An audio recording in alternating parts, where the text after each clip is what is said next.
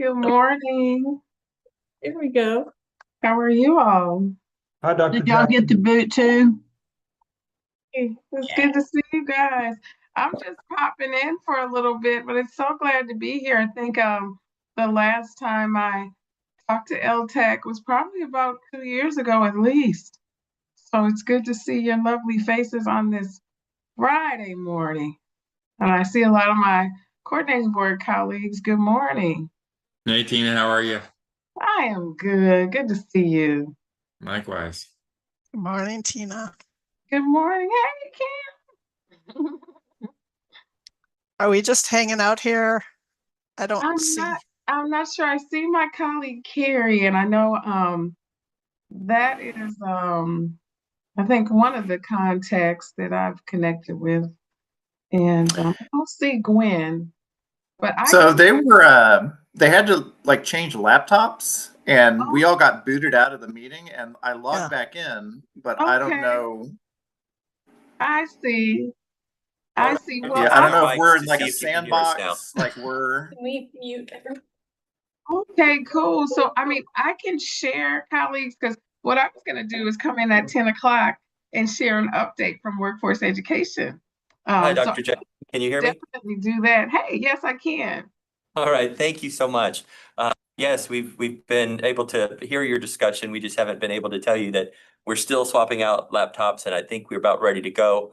And we have multiple speakers queued up. Just wanted to make sure that you can hang around for a bit. We have Mr. John Wyatt, Dr. Cam Mayart, and yourself in that order. Are you able to hang with us for a little while?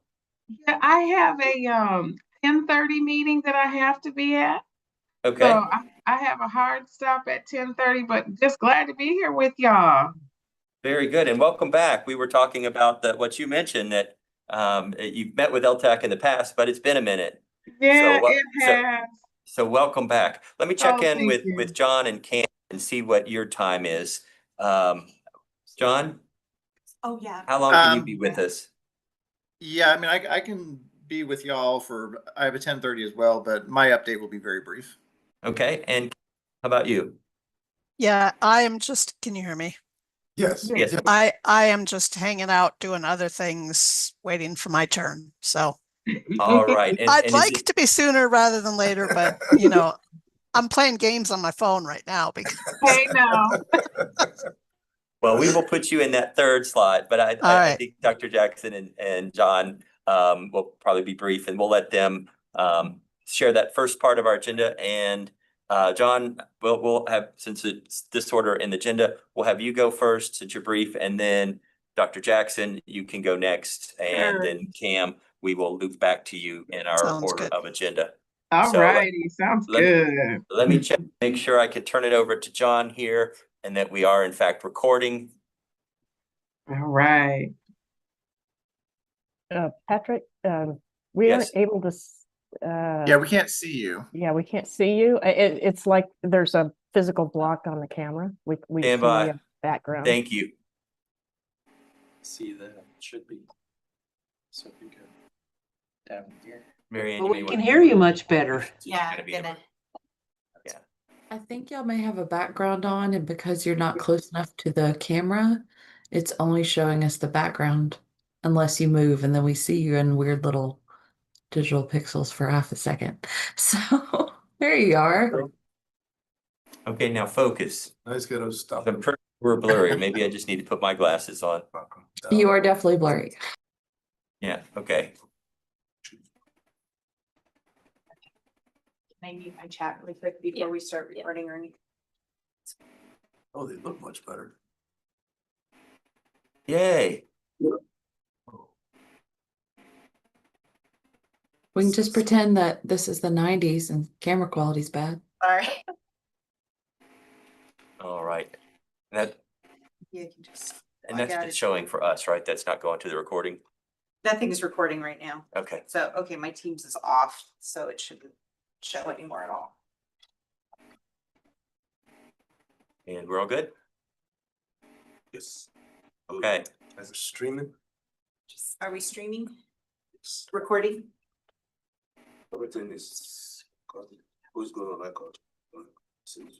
Oh, okay. So as we get ready to go here, if we could have everybody turn their cameras back on so we can assure quorum. There we go. Okay, now it's recording. Dr. Murphy, and if you can turn your camera on for quorum. Thank you, appreciate it. All right, and you may want to, for the recording, not show any tiles that don't have their camera on. Yeah. A setting. Yeah. One more moment.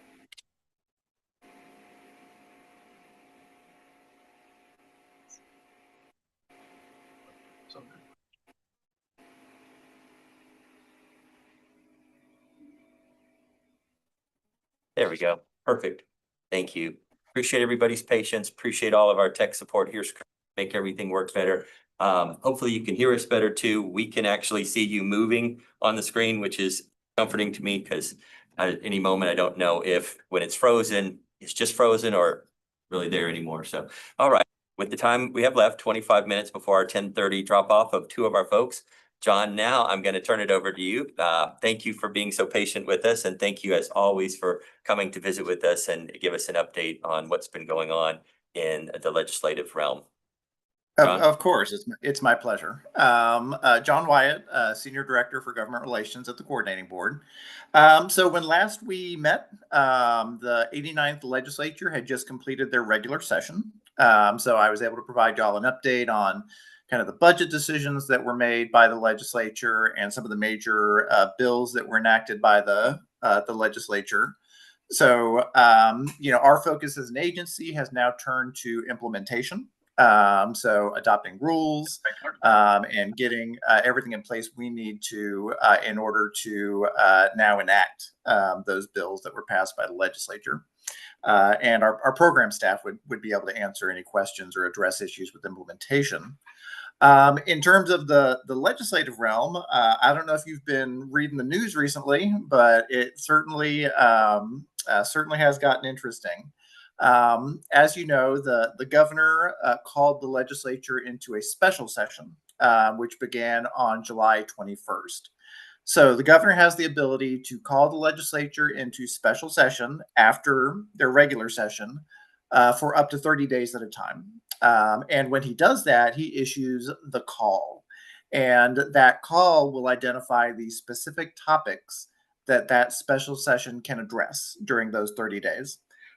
So the governor, in issuing his call, had 18 items that he wanted the legislature to address. Now, none of them were really directly impactful to higher education. Probably the closest was he had an item on his call about eliminating the STAR test. But, nothing particularly directly at higher education.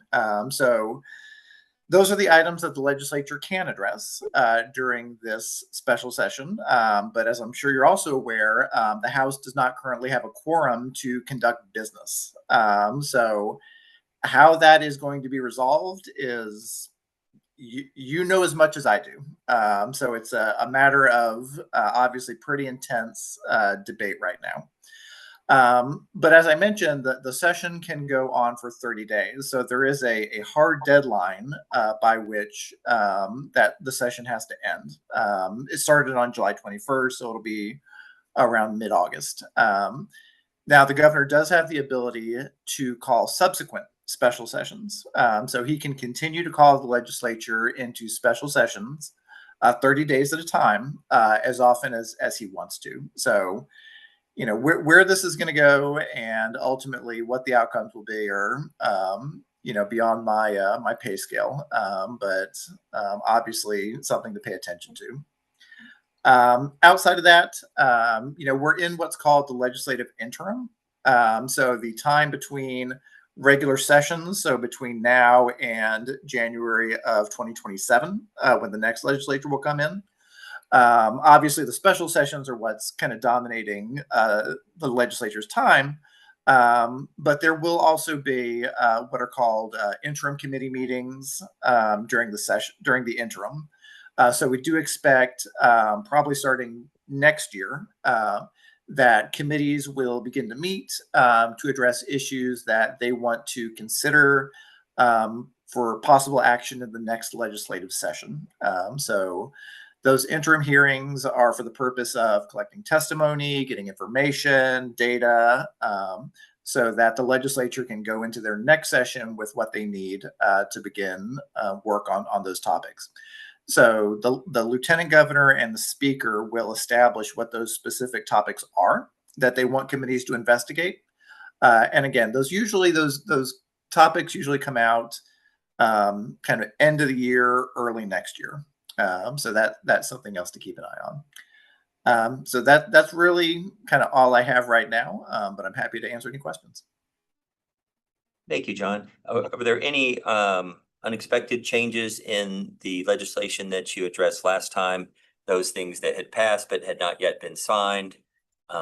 Anything particularly for digital education? Good question, because yes, when we last spoke, the legislature had ended, but the governor's veto period was still active. There was nothing vetoed that I discussed at the previous our previous conversation, and really there weren't any particular higher ed oriented bills that were vetoed.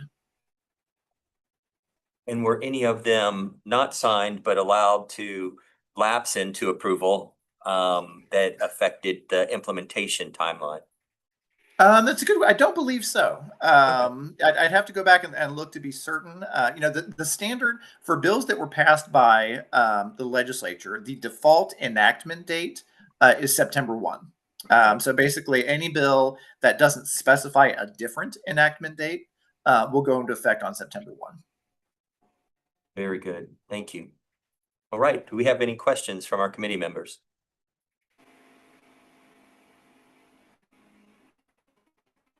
All right. Hearing none. John, we appreciate you so much. Thank you for your time. Thank you for your patience as we work through our technical difficulties here. Always happy to have you update us, and we wish you a great weekend. Thank you. Good luck with the rest of your meeting. Thank you. We may need that. Thanks, John. Bye-bye. All right. We're going to switch to you, Dr. Jackson. If you would, you are here to talk about workforce education. That is correct. Yeah, and around House Bill 8. So welcome, and the floor is yours. All righty. It is good to see you all, colleagues. Like I said earlier, for those of you who I don't know, I'm Tina Jackson. I serve as Assistant Commissioner of Workforce Education at the Coordinating Board. Just glad to be here with you today on a Friday to talk about the great work we're doing around the state of Texas. So I'm going to share a brief update, and feel free to ask questions after I finish. So the first thing I wanted to share with you all, colleagues, is that we had a workshop in Austin for our Perkins State Leadership Grant recipients, and that was in July, mid-July, the 17th and the 18th, and we had 20 colleagues from across the state who came and shared about the meaningful work that they're currently engaged in around their leadership grants. And so it was a really exciting time. Lots of colleagues talking about the great work that they're doing, from things like helping students who are parents to get child care assistance, to helping homeless students, and also to working with students around mental health issues. And so we've funded over the past about 3 years now, colleagues, different initiatives to help to get some of those obstacles out of the way so that our students could get right into those workforce fields, get those credentials of value, and go right to work. Along with just another note about the leadership grant program, we did have a new application that came out where institutions could request to be a part of the next year's leadership grants. And we had 19 applicants, and we're currently reviewing those applications. And so this year we had 3 new categories. And so I'll share those categories with you.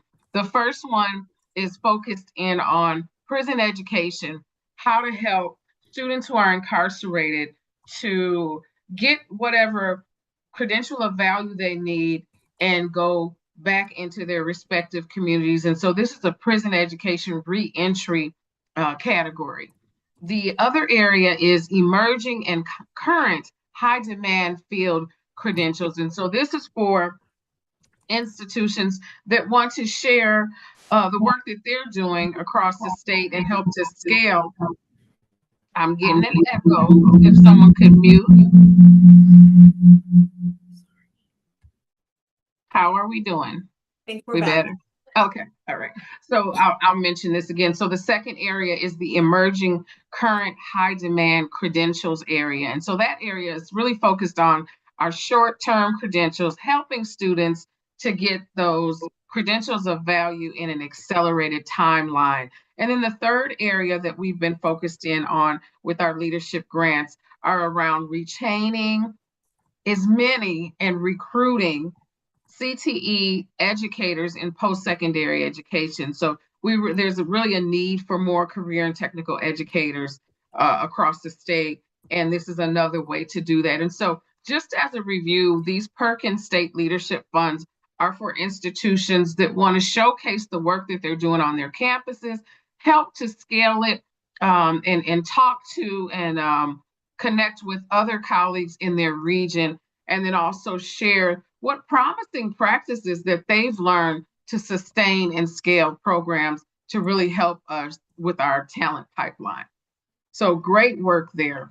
I'm going to shift gears and talk about the TRUE program. Very proud of this work. We started this work almost 5 years ago during the pandemic, and wow, we have come a long way. So now we have a new planning and designing grant that was just recently awarded to 7 fabulous institutions. You are all fabulous in my eyes, with 7 of them were awarded to come together to talk about how to really pilot new programs and accelerate what they're doing to hit the dual credit population and really focusing in on that pathway from K-12 to our community and technical colleges.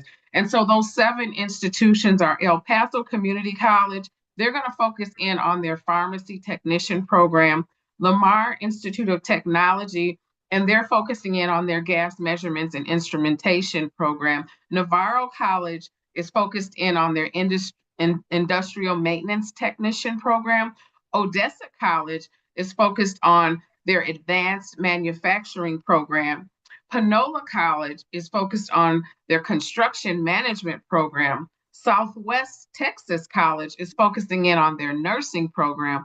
And TSTC is focusing in on artificial intelligence. So those are our 7 recipients for that particular new program. And we're excited to find out how things just roll out over the course of the next year and a half with that particular grant. And then we just opened a new round of funding for our traditional TRUE grant competition on July 21st. And we had an informational webinar on the 29th of July. So this particular grant application deadline is September 8th, and you definitely are still able to learn more about this particular program. One thing that has changed, and we're excited about this, is the opportunity for our institutions to connect up their credential of value programs with JET funding that they've received or perhaps are going for in the future. And so that's a new connection to having more of a tri-agency connection to the work. And then last but not least, I will share a little bit about our workforce education curriculum manual activities. And so some of you are really familiar with this work. How I would summarize it is there's a lot of work that goes into all of the career and technical education courses that we offer across the state. And so we do actually have review workshops with subject matter experts like yourself to talk about making sure that the courses that we're offering are still innovative, up to date, and really are meeting the needs of our students so that they're prepared for the industry that they're going into in the future. And so we conducted workshops in May of last year, and then we also conducted workshops this year in May. And so in total now, over the past year and a little bit more than a year and a half, we have looked at 269 courses, and of those courses, 104 of them were modified and 12 were recommended to be archived. So not a whole lot of them archived, but definitely it was important to do that work just to make sure that we are all really making sure that we're preparing our students for today's times. And then last but not least, we met with our WECM Advisory Committee that is a group of colleagues like yourself from across the state who come together to talk about the work of workforce education. And we met in a hybrid. So some of us were face to face. Matter of fact, the majority of us were face to face. And we did have some who joined us hybrid. So that happened on July 17th. It was a great meeting. We discussed what we we're going to do moving forward. And also we did a lot of things to prepare for the next academic school year. So I'm going to pause for a minute. I know I talked about a lot of things, and see if you guys have any questions for me. I can also share with my colleagues in digital learning resources as far as links to where you can find out more information about some of the things that I mentioned.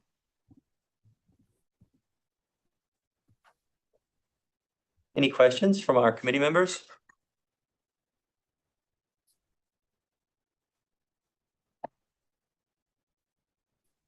All right, I'm not seeing anybody chime in.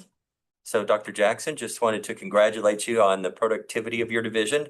A lot going on, obviously. And we're glad that you could join us this time and hope that you will be able to join us again in the future. So continued success, and thank you again for being here. Thanks so much for having me, colleagues. Take care. Have a great weekend, everyone. Thank you, you too. All right, our next agenda item that we are looking back to is Dr. Cam Mayart, our Director of Academic and Health Affairs, and also our state portal entity representative, or are you just the entity? And that is for state authorization. And Cam, if you can provide us with an update. Sure. Well, the coordinating board is the state portal entity for Texas, and I'm the contact person. So very good. Thank you. Minor. And I just wanted to let you know that I think there are about 156 Texas institutions who are now SARA participants. So we are at the top of the list. I think only New York and maybe Florida might have more institutions. So we're a busy state with regard to SARA. Many of you have probably already received the NC SARA quarterly newsletter that was sent to institutions at the end of July. If you didn't get the newsletter, it comes from Jared Abdurkin.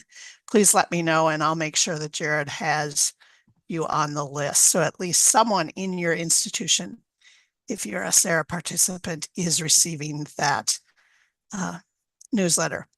The July 1st, 2025 SARA application is now in use. You might recall that occasionally the application, which is used for initial application and renewal every year, it gets updated, and we are now using the July 1st one. So if your institution is renewing in the next several months, please check to make sure that you're using the new one, because I'm not accepting the earlier versions anymore. And remember that you do not have to reapply every time a new application is published. I always get that question. Many institutions across the country ask the same question. Just use the correct one when it's your time to renew participation. I wanted to update you on, during this next academic year, I'm also asking every institution to provide either a link or documentation of their catastrophic events policy and disaster recovery procedures. On the application, you will find it under requirement 14. You agree to that you have those policies, and you agree to provide the policy or procedures to the SPE if requested. And I am just collecting them this year because we've had some catastrophes. We have to recover from disasters occasionally, hurricanes, flooding, And I'm just trying to get a check on what's included in institutions programs. I've found that many of you have really great procedures for, say, tornadoes or flooding or natural disasters. The SARA requirement is also that you make sure that you have protection for documents, that you it may include tuition reimbursement if a student is not able to finish a course, things like that. And I've also found that SACS does require that if you are putting together teach-out plans. So a couple of institutions have included that. A lot have just focused on those natural disasters. But I just want to make sure that we've got the sufficient coverage that is required by the SARA policies. I hope all went well with the file uploads for the annual data reporting. NC-SARA staff reported 100% participation, so that's great. There was a change this year that they hoped would make it easier for the upload. And so if you have feedback on that process, you can always email it to me and I will pass that along. But thank you very much to everyone who uploaded the data during that reporting period between May and June. As always, I remind you that in addition to being your Texas SPE and serving on the regional steering committee, I'm currently a member of the board of directors and a member of the Consumer Protection and Policy Committee. So if you have any questions about NC-SARA, I am always happy to carry them forward. In particular, the regional steering committees are currently reviewing the latest SARA policy modifications that were submitted for this round of possible modifications. So any policy modifications approved by all 4 of the regional compacts will be voted on during the October NC-SARA board meeting and then implemented as they can be. Sometimes there's a little bit of a runway because they know that states need to perhaps make rule changes and things like that. But I can report on that after the October board meeting as to any expected changes in SARA policy. Are there any questions? And when might those changes go into effect if approved in October? Yeah, some might go into effect as early as January 2026, but some may be put off for, I think the last round, some didn't go into effect for a year or even 18 months, just because of the nature of them. It just requires a little time for everyone to get on board, and no one wants to be out of compliance. So there is that time frame, but I can report on that as to when they expect any policy changes to be made so that everyone is aware of that and can start preparing. Thank you. You mentioned disaster recovery policies, and in Yes. particular, as they are addressing natural disasters. Yes. Is it a requirement to also address more broadly business continuity, things that Yes. might be man-made cybersecurity issues, Yes. grid infrastructure failure, network failure? Is that included under disaster recovery? Yes, it definitely is.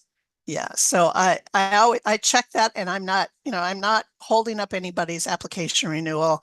Right now, I just would like to sort of get a broad overview of what is covered, so that I can take it back to NC-SARA, and I can also perhaps, if it looks like maybe it would be a good idea to do a SARA webinar on that, on what should be included in a disaster or catastrophe plan. I think that would be great. I'm just gathering information right now. And I see Luke has a question. Hi, Cam. It's good to Hi. see you. I always want to take an opportunity to share our gratitude for your not only representing Texas, but your availability and how fast you respond to our inquiries. Just one note on the idea of the Sarah webinar. I think it's a good idea.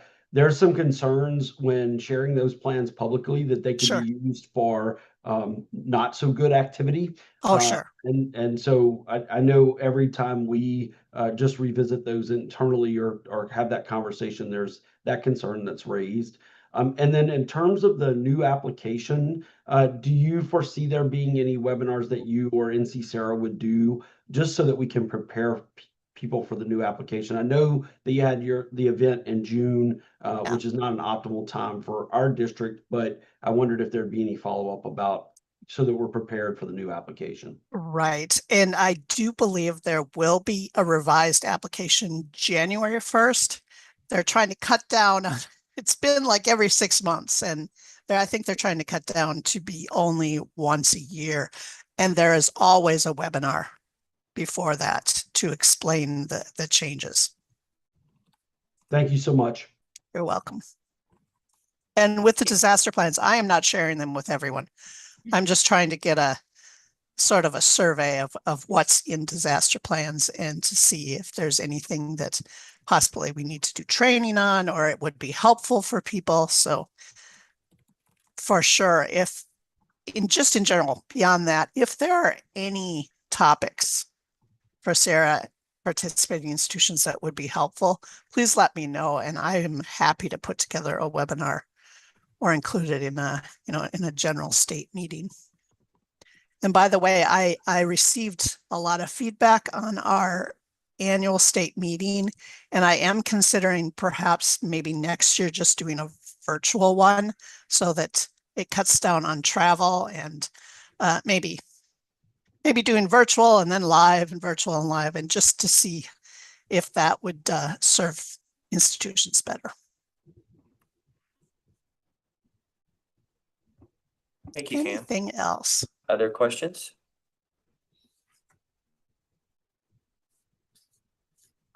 All right, I don't see any. Thank you so much for your expertise and your time with us this morning. And of course, your patience and juggling our technical difficulties here. And we look forward to seeing you again in the upcoming meeting. All right, it's good to see everyone. Thank you. Good to see you. Have a great weekend. Thanks.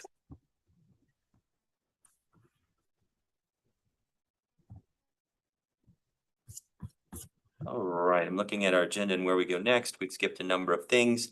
I think before we get back to our discussions on AI topics, I'd like to go ahead and finish up with our staff report. So item number 7, discussion of institutional plans for distance education review with Dr. Lofters, followed by the digital learning update from Dr. Gwen Morell. Dr. Lofters. Hello, everyone. So, as you know, we did complete that last round of IPDE reviews, and we brought them to the LTAC for recommendation of approval to the commissioner. So that process has been done. So now we're at the point now where we met on July 31st to talk about the letters that will be sent to the institutions, and some things that were raised during the meeting. One was that we need to make sure that we are keeping an account, maybe even might want to say a journal of what we're doing as this process goes. Since it's brand new, we want to make sure that if we weren't here and we do plan to pass this on to another committee based on our rules, when we can bring in external help for IPDE reviews, that we have a good, might want to say like a manual handbook of what to do as we're going forward with these new IPDE reviews. And another thing that was raised was that, as you know, that the quality assurance team has been talking about the exemplars for IPDEs and what would we consider an exemplar submission. When I was giving the operations subcommittee an idea of what kind of letters that we had in the past, there were some that fit perfectly that says your IPD has been approved or recommended for approval to the commissioner. And then there was another letter that had that your IPD was considered exemplary compared to the other ones that we. So we were talking about what kind of letters do we want to send out? Do we want to have that exemplary letter go to the institutions? Is it something that we think that would be valuable to the institution?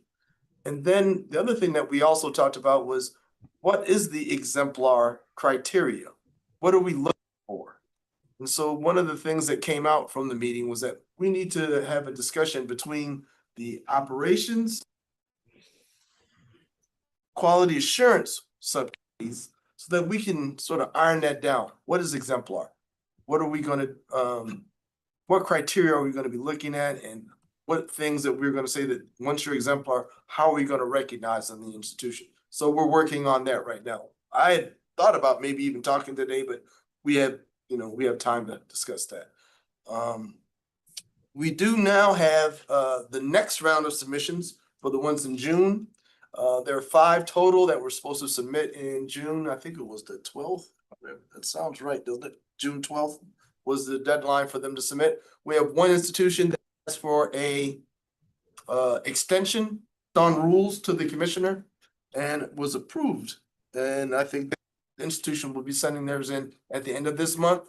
We have one institution that asked to revise their submission somewhat, just to sort of pare down some of the supplemental documentation that they submitted, so that we can have something that's a little bit more manageable. And there was 3 that are right now in the queue, and Dr. Morrell has done a really good job of taking the submissions that we get through the Smart Sheet and putting them into a format for each question for each institution, so that we can easily look through the information and come up with a conclusion of whether or not they met the standards, based on the principles of good practice. I believe that's where we left off in the last meeting. Dr. Morrell, anything? Anybody in the operations subcommittee? Is anything that I missed? I think you covered it. It's the time for review of these 5, the ones coming in by the end of the month, and make them come to the full coordinating board as recommended from the subcommittee. So, Because last year we didn't meet between the beginning of the fiscal year 9/1 and end of January. Right. So assuming that we want to have those reviewed and get feedback to the commissioner prior to meeting in January. so if you're just, what is our timeline? Dr. Dowden, I believe you've already set up a meeting for us to discuss this next round of submissions, at least the 3. If I'm not mistaken, is September 12th? Does that sound correct? So thank you, Dr. Lofters. So we established September 26th as our Yes. deadline for our review. So everyone will complete their review using the system that staff has provided and maintains for us. And again, we're very grateful for staff support. Could not do this without them. And then Friday, October 3rd is when committee will meet to review. So that was kind of our last item of business at our subcommittee meeting, Patrick. We are going to need to elect a new co-chair. I'm hoping we'll do that today. We're losing a really great member of our team. So we are going to do that, and we could use a few more members. So that's just an update on our side. Very good. And we talked about this before, and I forget where we came out in terms of the subcommittee is really making the recommendation. Does it have to subsequently be approved by the full LTAC, or is it? Yes, we did last time. Okay. So we had the subcommittee during the last meeting for the first round, made a recommendation for LTAC to approve their recommendation of the IPDEs that were reviewed during the last cycle. And we did that last time. And it has now gone towards the commissioner for approval, correct? No. Did we send them to the commissioner for approval, or are we waiting on me for the letter? I'm not. Do you all remember that? I'm going to the operations subcommittee. I believe we're waiting on the letter, me? to go forward first, and then we'll send them to the commissioner. But I think we need to have that discussion between quality assurance and operations so that we can finalize the letters for approval. Does that That's right. sound That's correct? There we go. So in terms of timelines, it's just being wrapped up for last cycle from last year. Correct. So there's no anticipation that we would need to have an LTAC meeting between now and December in order to allow this to move forward for these new ones, since the subcommittee will meet on October 3rd to review them. And at that point, we could, as LTAC, consider them, but it's not necessarily based on the timeline that we followed this year. No, I would not think so. I don't think we have to have a special meeting to consider those. Okay, very good. Sorry for dragging everybody into the weeds there with that, but just wanted to make sure that assembling the full committee wasn't going to present a hitch to move this forward, especially since everybody's committed time and committed to these deadlines to get the work done. Wouldn't want to hold it up at the level that it's considered by the full committee. So thank you for that clarification.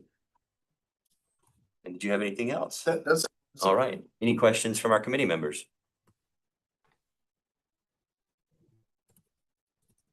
Told them everything they needed to know. It's wonderful. well, thank you. Wonderful. All right, now we'll turn it over to Dr. Gwen Morrell, our Director of the Division of Digital Learning, with digital learning updates. Thank you. All right. We'll send a follow-up email that includes any call to action items or links that we reference. So no need to feel pressured into taking detailed notes about that. I'll start with just a couple of overall agency updates. As mentioned earlier, we held our July committee and board meeting. On the agenda was the annual report for LTAC activities for this past fiscal year, as well as approval for recommendations for filling open member positions due to terms ending, as well as replacement member recommendations. Members beginning in this new term will be invited to a new member orientation that we'll host after the start of the fiscal year, after September 1st. But for everyone, be on the lookout for a form that our division will send out, just asking all members for any edits to roster information. So meaning updates to your contact or title information. And then we'll also include preference options for meeting dates for the next fiscal year. So our goal will be to set those meetings for the entire upcoming year. Higher Edge 2025, this is the agency's annual conference, has been announced and will take place in Austin, December 8th to the 10th. This year's theme is From Classroom to Career, a Future-Ready Texas. There's a full event dedicated webpage on the agency's website where you can gather more details. As part of the event, the THECB invites applications for the 2025 STAR Awards. The STAR Awards celebrate institutions that are advancing the state's post-secondary goals under our strategic plan, Building a Talent Strong Texas. Aligned with the theme of the conference, this year's awards will spotlight institutions demonstrating transformative work across 3 strategic categories. Student success. This category celebrates institutions that demonstrate measurable improvements in student progress and credential completion. Workforce education. This category recognizes institutions enhancing workforce-aligned programs and pathways that lead to credentials of value. And third, career development and transitions. This category celebrates institutions preparing students for a 21st century workforce through innovative career development, employer partnerships, and the integration of emerging technologies such as AI. All right, so shifting to digital learning activities, our division.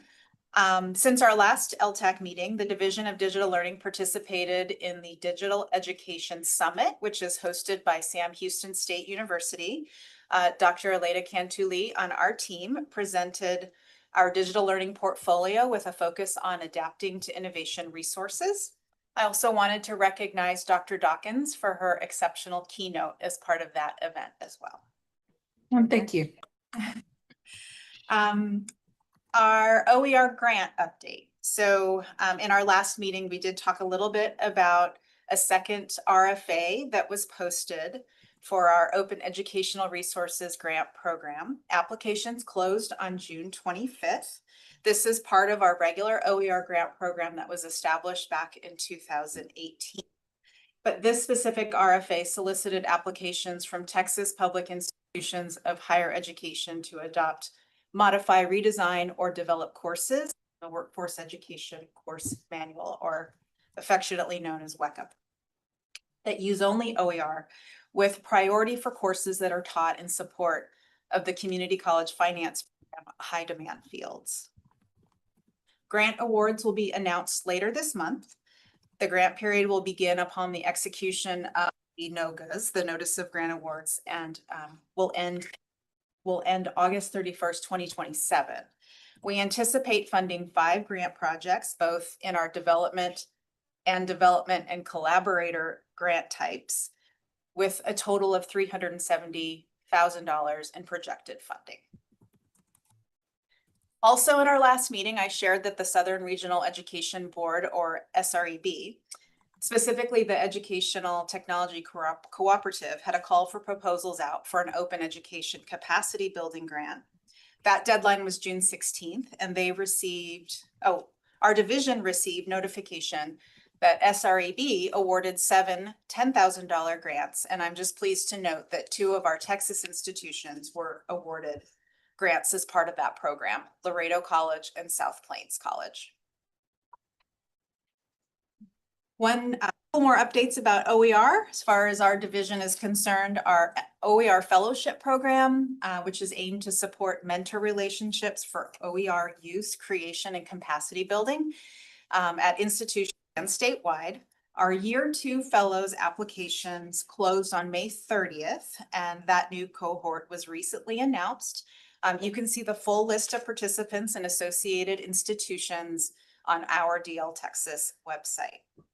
And lastly, in our June meeting, we talked a little bit about our OER landscape survey, which closed on May 30th. Just an update that preliminary data is in, analysis is in progress, and we plan to publish the full report later this fall. Okay, a couple of events where we want you to mark your calendar. The Texas Conference on Student Success, also something that I mentioned in our last meeting, which is hosted in part through the agency, through the Division of Student Success, is October 29th through the 31st. That theme is Charting Brighter Futures, Igniting Stellar Student Achievement Through Resilience and Innovation. This conference is going to be hosted by UT Austin this year at the AT&T Conference Center. Registration is open, and they've just recently announced opening and closing speakers. The opening for the event will be Dr. Archie Holmes, Executive Vice Chancellor for Academic Affairs at the University of Texas System. Closing out the event will be Kyle Clark, Assistant Dean for Advising and Director of Student Support in the Moody College of Communication at the University of Texas at Austin. Texas Digital Learning Week, November 3rd through the 7th. This is a Division of Digital Learning week-long event where we'll have programming focused celebrating the high quality and innovative work being done with digital learning across our state. We'll also use this time to highlight projects that our division has been working on. Most of those wrap at the end of this fiscal year. So November is a great time for us to shine a light on several resources, playbook, several open courses centered on adapting to innovation, and OER course materials intended for broad adoption. So we're excited to share more information about all of those things. And then lastly, as far as your calendar is concerned, the Digital Learning Summit is 2026. This is a Division of Digital Learning premier event. We're hosting this 2026 event on February 11th and 12th. We are in early stages of planning, but we'll be sending out more detailed information in just a couple of months ahead.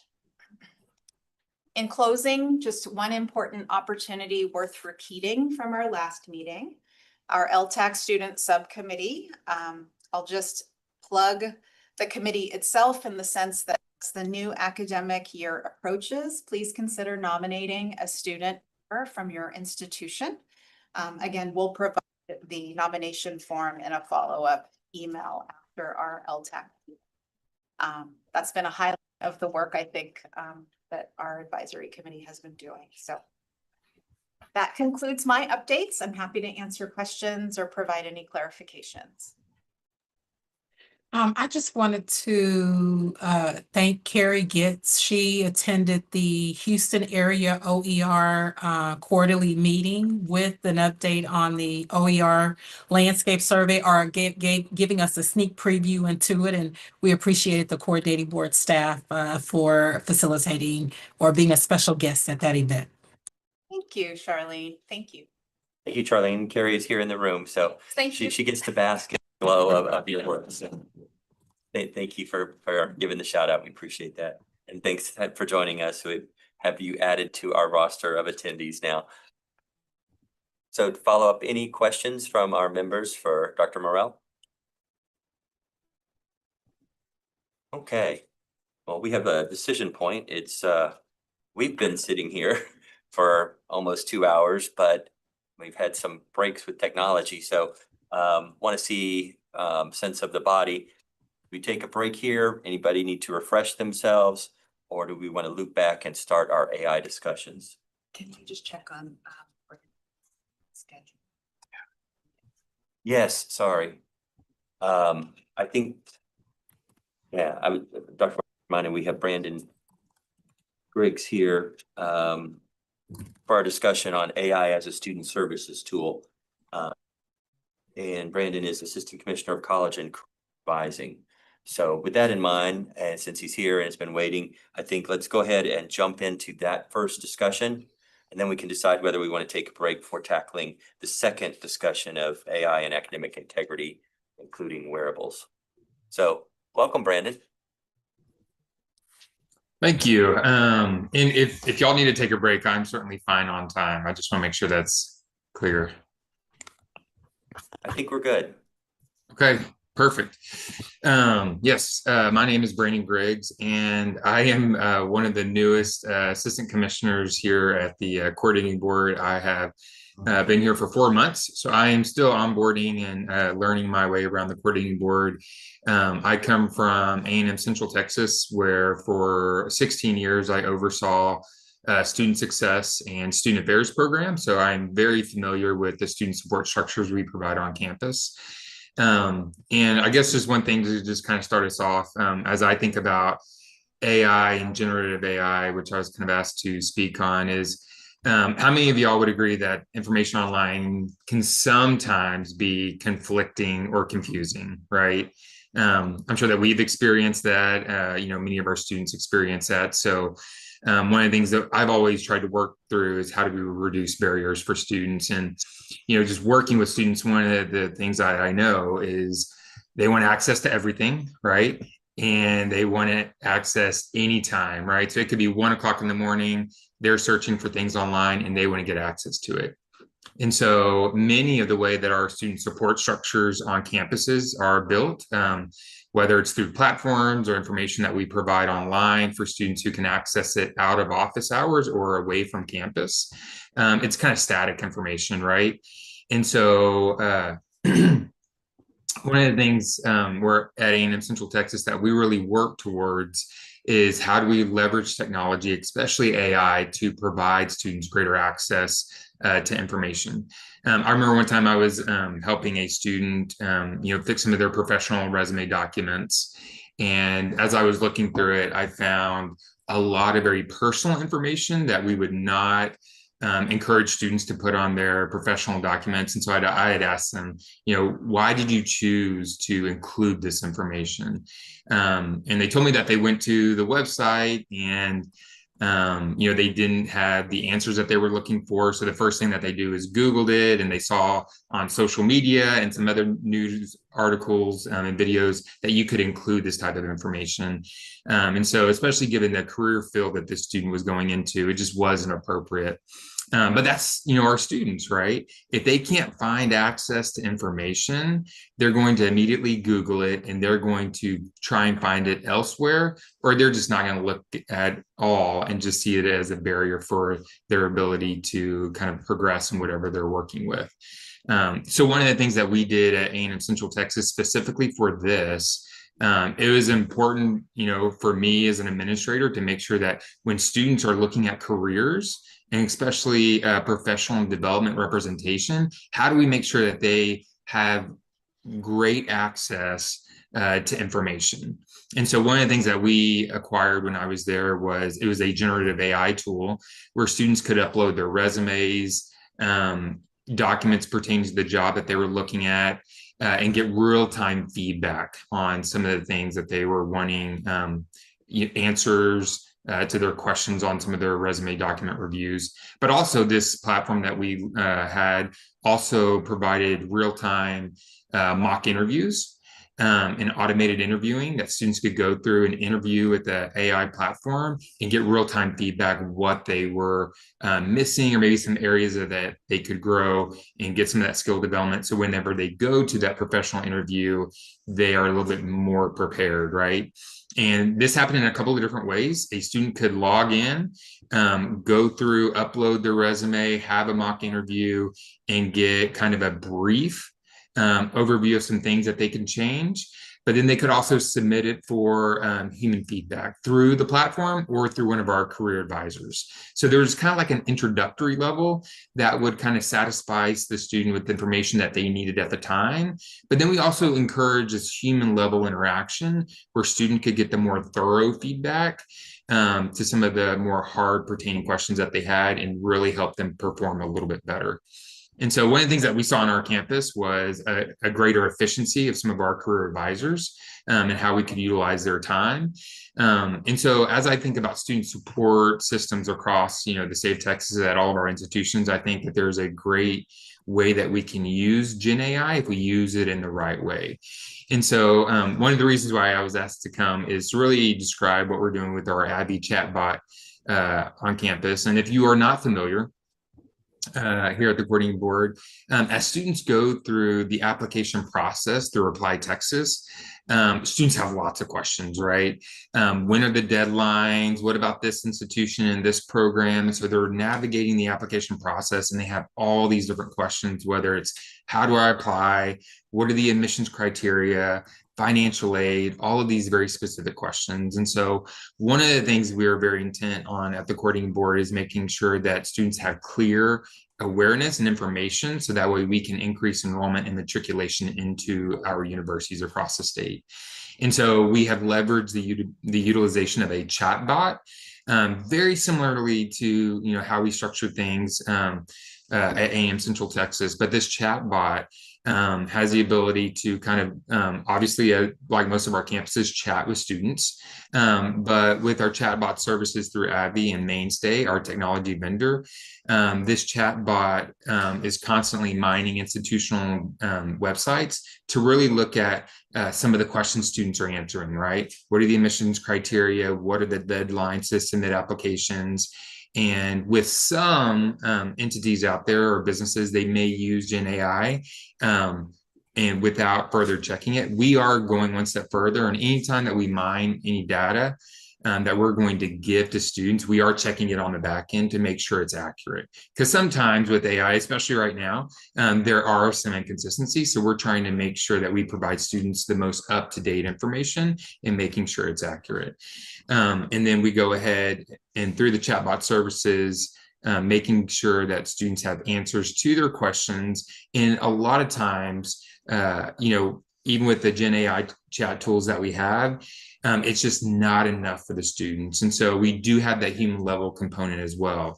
In our ADV team at the coordinating board, we have 5 full-time advisors that are constantly chatting with students and making sure that they get the right information at the right time. Since our relaunch in 2020, we've had over 1 million students utilize our chatbot services. And so we know that it's something being utilized well, and we've been able to get a lot of efficiencies out of it. But one of the things I would encourage, I think some people, when they start thinking about student support in Gen AI, it's just this thought, or at least my thought is right now is, we can't just have the one tool, the Gen AI tool.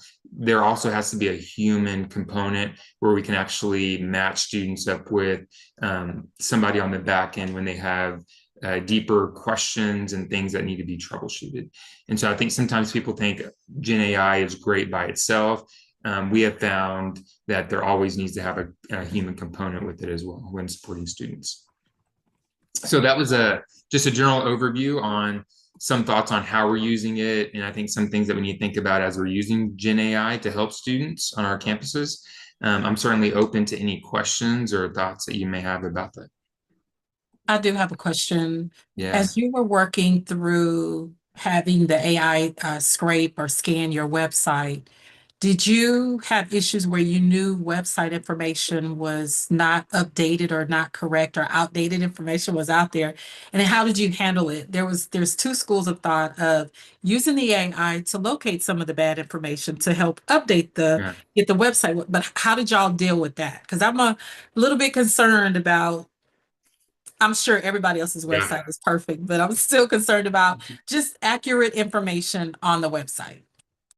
We never encounter inaccurate information, right? No, that's a really good point.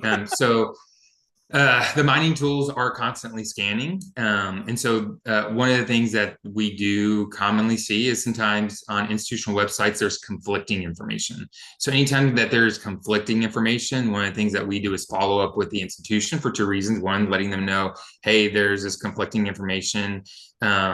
What is the correct date? So that way we can make sure that we communicate that effectively for the students, while also letting them know, just, hey, as a heads up, y'all may want to change one or maybe both of these web pages. So that's our plan of action anytime that we get conflicting or incorrect information. Yeah. Great question.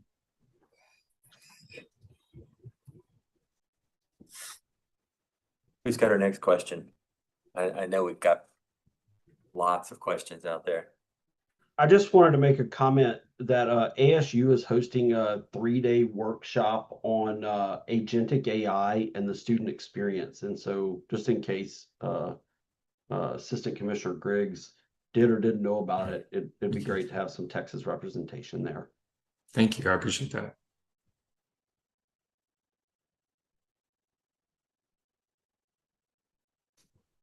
If I can ask just a quick general question, and this kind of goes back, it might be going too far back, but in your vendor selection, what were like some of the, criteria for, I mean, I guess I'm just wondering, we have not put out an RFP on anything like this yet. And, but I'm just any kind of lessons learned or what stood out, or what are some good kind of pro tips for lack of a better term, as you're visiting with vendors and trying to make that selection?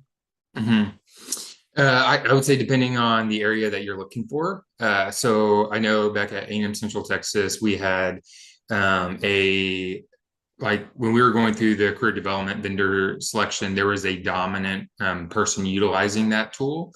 One of the things that I have noticed in my years of education is sometimes there's a newer, program that comes along every 3 or 4 years, and sometimes technology gets a little bit outdated. So you see departments kind of switching technology every few years. And so that tends to be a common cycle. I can't, I think, state specifically here at the coordinating board when they selected their vendor Mainstay back in 2018. To my knowledge at the time, it was the leading vendor providing the type of chatbot services that we needed to serve all of the state of Texas.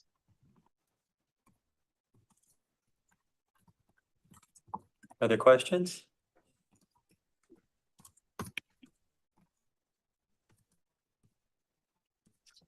So Charlene pointed out one of the challenges in accurate information. I'm wondering what other challenges you have faced with implementing AI. Yeah, I would say, I think overall, I think whenever you're implementing AI, and this is one of the things that even we were doing with Abby with the chatbot services through Mainstay, is making sure that we are very clear about the information that is going into it. And so I've heard from colleagues that sometimes maybe entities are not as clear as the parameters and what type of knowledge base is going into a Gen AI function, chatbot, or other technology program. And so we as we're looking at Gen AI as a part of ADV program and advising and helping students, it's not just dumping everything into there. We are very clear about the knowledge base and what we're allowing information to go in there. So it's not just a chatbot feature for anything. And there are limits to what students can receive feedback on, because we are wanting to make sure it's narrowly specific to helping students through advising, application, and the type of information that they can get. So I would say anybody looking at vendor selection and looking at Gen AI, just being very clear with what you want out of the product and the information that you're feeding into the product. That's going to be important. And then I have another question to follow up with that. We, in a meeting yesterday with our College of Nursing, they're building an avatar and a chatbot at the same time. Mhm. And with the chatbot, there seemed to have been an issue with when the chatbot produces I don't know responses. It Mhm. was they didn't want it to be snarky sounding, Yeah. and we had a whole discussion on making sure it sounded like how much information to provide. If it asked when, they were testing with a simple question, Mhm. do you want to do a short answer, or do you short, concise, or throw it all out there? So how did y'all kind of deal with that? Yeah, so we have a pretty extensive list of scripts and questions and FAQs that we kind of upload into our system as a starting point, right? And so that has helped us with our institution. I can say, just in my experience learning from colleagues, one of the things just to be careful of and mindful of if you're implementing chatbot services is the risk and safety of our students on campus. And so I know there was this one chatbot service that I was talking with a colleague about, and whenever we're looking at risk and safety, you want to make sure that these chatbot services cover those elements on your campus, right? So if you're needing help from police, counseling, those type of risk and safety elements, you want to make sure that those are clearly outlined in whatever scripting or FAQs that you put into your system. I know that there was this one system that a colleague was telling me about, and when they tested, I need counseling and I need help, it redirected the student to advising, right? And so just being very clear with some of the prompts and information that you're feeding into it is going to be important from the knowledge base perspective.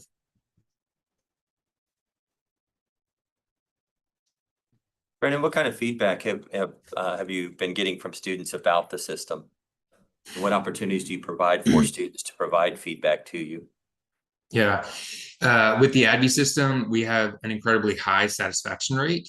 I would say from the information that I have, it is higher than some other comparable tools out there. The reason we have a very high satisfaction rate, which we're very proud of, is primarily due to the back-end advisors that we have employed. So anytime a student has an or a question that needs to be escalated, kind of where they don't, as Charlene described, where they don't get the I don't know feature, it gets escalated instantly where an advisor is able to work with them to kind of resolve the issue. And just so y'all know, with our advisors, our 5 full-time advisors, they do have alternate schedules. So it's not just an 8 to 5. We have some working a little bit earlier, and then some who kind of rotate working into the evening until 8 p.m. And so that helps students get access to information into the evenings as well. So overall, it's been very popular with the students. Do you have any that are working weekends, or is it only flexibility within Monday through Friday? It's right now the flexibility through Monday and Friday. So I wonder if you have any metrics on what percentage of students that use the system escalate to a human. We do have that data. I do not have it in front of me, but it's something that we would be able to share. Yeah, I think it's incredibly important that you've called out for all of these services, whether mock interview or the chatbot, the importance of having a human in the loop and making them as available as possible, making it obvious to students when they're not getting the responses that they need, but maybe the chatbot hasn't said yet, hey, you can talk to a human, that there's always that ability, you know, press 0 and you'll get an operator. You won't have to talk to the robot anymore. So I'm really pleased to hear about the high satisfaction rate. That is very encouraging. And I wonder from Thank our you. other, Or absolutely. just one thing I may just add on that is Sure. one of the things we are also very clear to students about is when they're talking in it from the user experience, whether they're chatting with the chat bot or the full-time person advisor, it's through the same platform, right? So it's through the same chat service, but we are very clear with the student, you know, hey, you were talking to Abby, the virtual advisor, so they know who they're chatting with. And then when it gets escalated to a person, they know that they've been escalated to, you know, here's Brandon, and now you're having a session with Brandon. So we are very transparent with that element, which I think is also important. Do you also do the take the temperature? I think some websites do thumbs up, thumbs down after a response is handled to see if, you know, just kind of what that satisfaction, that instant satisfaction was. Yeah. We do have, we do measure the satisfaction. I don't know how we get that data. Yeah. That's a good question, I Charlie. don't believe it's not thumbs up, thumbs down. I think it's, you know, like a 1, 2, 3, 4, 5. That could even be helpful in like on a case by case basis. Like, is it giving the right answer for this question? Yay, that helped. Not really. But yeah, I think that's important too, and can help train the system, or help the humans assess how the system needs to be modified. Yeah.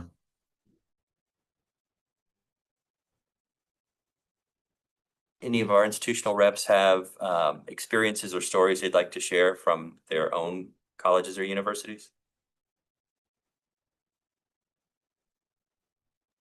Yeah, I would just say that a lot of us, you know, already had chatbots on our campuses that were using earlier forms of AI, and now generative AI has come out. What I'm finding, and we're kind of looking into at Lamar, is those additions that they're adding. You know, they're all sort of keeping up with the Joneses, adding in AI. They're not created equal, and are not necessarily giving us the expectation that we want for our students. So I think there's going to be a period here where we're all sort of vetting our options about how much it costs to create our own, or what platforms we use. And yeah, I would just say be careful when it says that it's augmented with AI. That doesn't all mean the same thing at all. Sage advice there. And it seems increasingly that we need to create the opportunities for representatives from institutions that are considering these types of tools to connect with one another, learn from one another, and maybe even work towards collective pricing opportunities through the state, because these tools can add up very, very quickly. And if it's the wrong one, then you're in a cul-de-sac and you have to start all over. It can be pretty painful. So learning from each other is incredibly important in this area of AI powered exploration of service tools, teaching tools, marketing tools, etc. And just real quick for the group, I did find out it is about a 4% escalation rate of those students who are using chatbot services who get escalated to one of our advisors. I'm trying to think about how to respond to that number. 4%, that seems like, you know, a relatively low number and good, but when you say on the order of serving millions of students, you know, 4% is still a lot. So yeah, that's incredible. Have you thought about or have you seen demand for maybe we need more than 5 advisors, that there's an extended wait time, or you know, just burnout, whatever? Yeah. So we have seen that. It does depend on the season, right? When, you know, demand is high and students are applying through Apply Texas, we do see an increased demand. And there have been situations in the past in which we have utilized other staff to help with some of those escalations. We are looking at some innovations for the future, but those have not been implemented yet. Have you done any assessment on the nature and volume of questions that students are asking? so that you go, well, this is really important, and this is where institutions seem to be not providing very clear information. We need to communicate to them that, hey, you can help your students by making this more clear, or by adapting your model so that it can give more nuanced responses to those kind of high intensity areas of questions on a heat map of everything they might ask a chatbot or a human. We do track some of our human, or not human, just our campaigns, our nudging campaigns that we have through ADVI. In terms of the types of incoming questions and escalation data by topic, I have not seen that.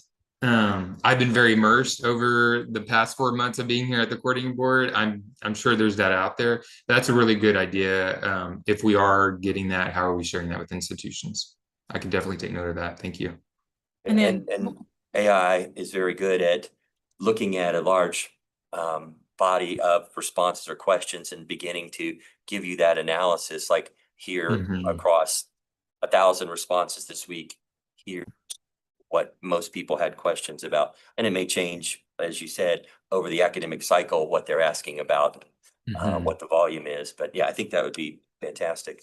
Yeah. Arlene, did you have a comment, question? Yeah, or I somebody just else? wondered to Brandon and then the group also, are the companies that you're looking into offering internship opportunities for our students?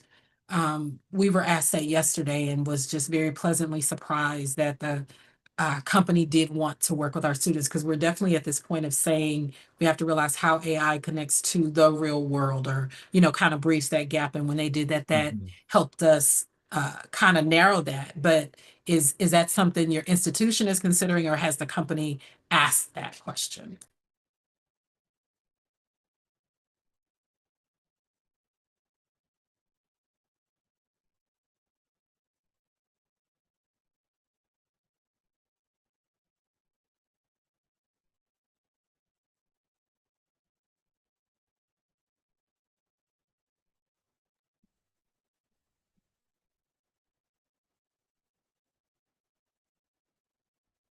Brandon, just checking to make sure that you were able to hear that question. Oh, yes. I wasn't sure if it was just directed at me or the entire group. I do know that not anytime, I wouldn't say that we have necessarily paired that with a technology acquisition. However, I know at universities I've worked at previously, we were very intentional when we created partnerships with institutions. Not just in acquiring a technology product, but anytime that we were creating partnerships with business entities, we were always very mindful of internships. And when I worked at A&M Central Texas, some of those conversations included internships with Gen AI. So Thank you. yeah, it's a great idea. Wait. Yes, as we're talking about chat bots and generative AI and all the data that's captured in vendors, has anybody explored or looked at if their Texas Rep certified all this information in the cloud? Because that's very important for our institution as well. We haven't explored the RFPs or RFIs or any of that. I just thought I'd ask.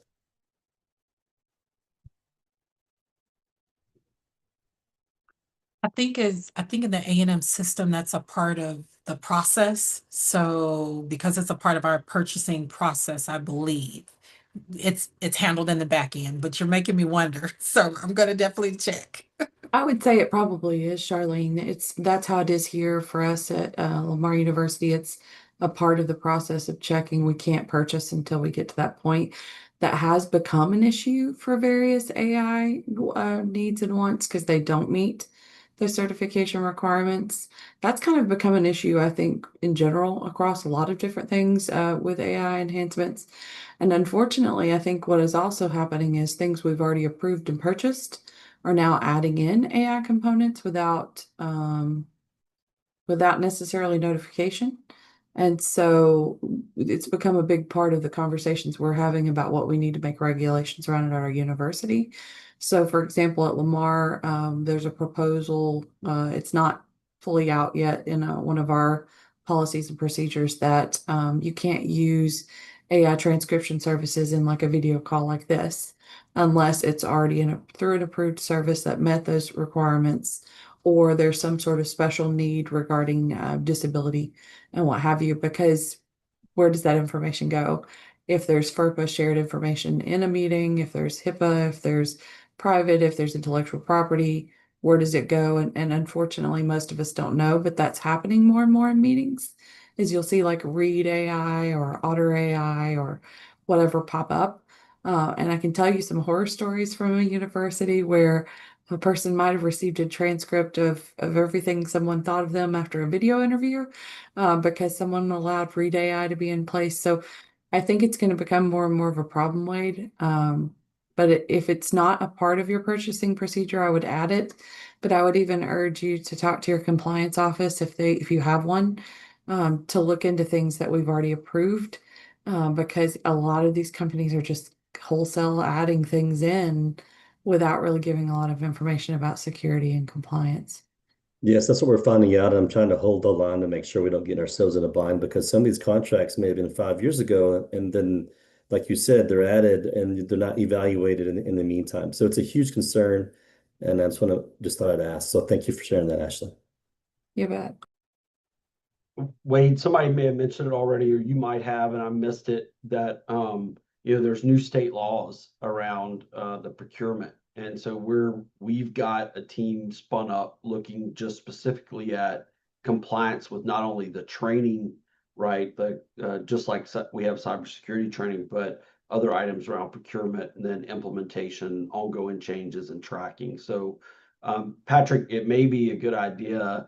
We just like you've had some really great presenters today from the agency. If someone's tracking those specific laws, to come back and report to us at our next meeting if we have one this fall or early spring.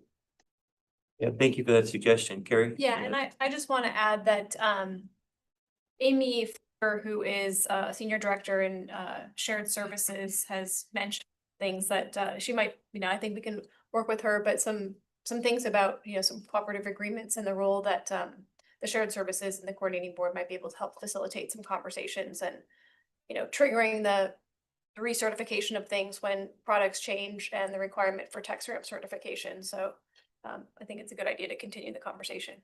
Fantastic. Maybe we can work out scheduling something at our next LTAC meeting. If I can make another recommendation, I recently attended the Texas Department of Information Resources AI Day, and there were some things that were discussed there that I think will impact this committee as well in terms of requirements coming down from the state level for AI sandboxes and safe use of AI and required trainings that might impact this committee as well. So maybe somebody from TDR could be brought in just to give us some specifics. Yeah, that sounds great. Is there a particular representative that stands out from that that presentation? John's, he's their chief technology officer. He's the one who shared that information the day of the last AI Day 4. I'll get you his specific name. I feel like it might be Simmons, but it's definitely John, but I'll get it for you. Gwen said that we have connected with him before, so that's like a really good person, and maybe both of those individuals on the same agenda be particularly helpful for us. Great suggestions. Thank you both. Other comments or questions?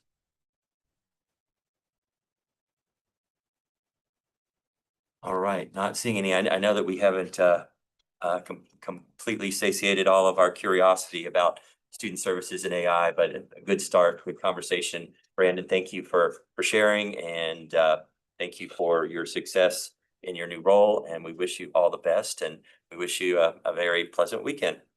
Thank you. I appreciate it. Y'all as well. Thank you so much. Bye. All right, so we are at 11:24, and I'm going to insist we take a break at this point.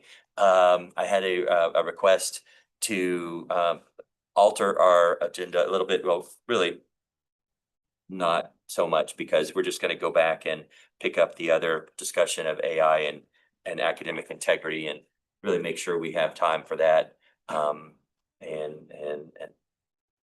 And let me see, is it here for those that ordered I yet? don't think there's any coming. Okay, never mind. So this is a good time for you to grab a sandwich and come back, and then we'll have our discussion while everybody is eating. Be beautiful. Let's say it's 11:25 right now. 10 minutes? 10 minutes. Yeah, a 10-minute break and reconvene at 11:35. Please go ahead and turn your camera and microphones off in the meantime, and we'll see you back at 11:35. Thanks. Patrick, that name was John Hoffman. Hoffman, great. Hoffman.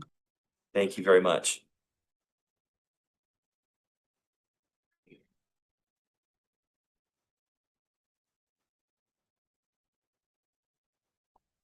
We're still out of focus. Can you mute the room? Be able to share. Awesome.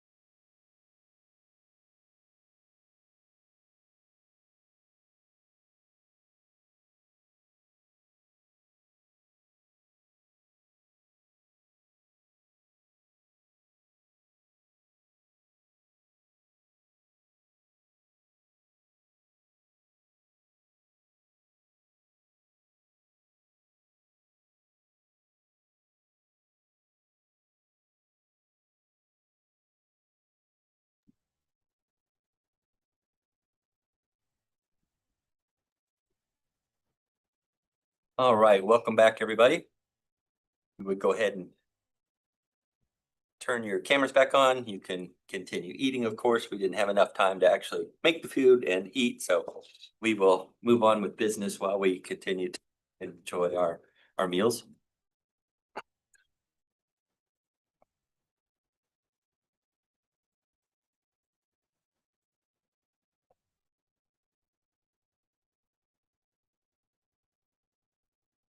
All right.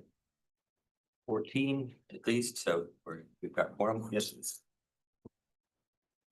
7, 8, 9, 10, 11, 12, 13, 14, 15. Yes, we have one. Very. 16. All right, we have quorum, so we can go ahead and officially start conducting business. Recording never stopped, so we're good on that front, correct? And I think we should no longer be blurry in here in the room, at least in what you're seeing on Zoom. So this last part of the meeting is going to be perfect, I understand, right? It's been guaranteed. No, we'll see. I've just ruined everything by saying that.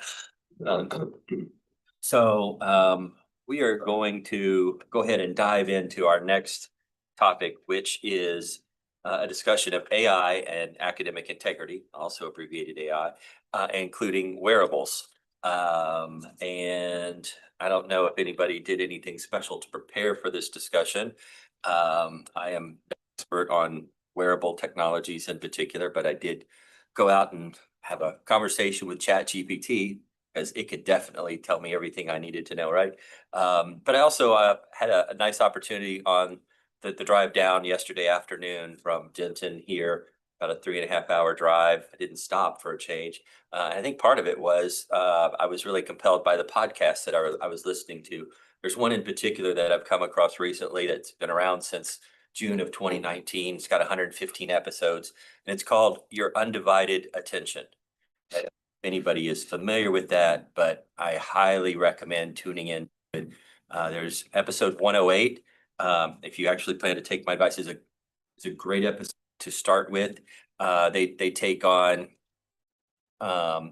rethinking school in the age of AI, and it's more focused, I would say, on K-12 education, but certainly has implications for higher ed as well.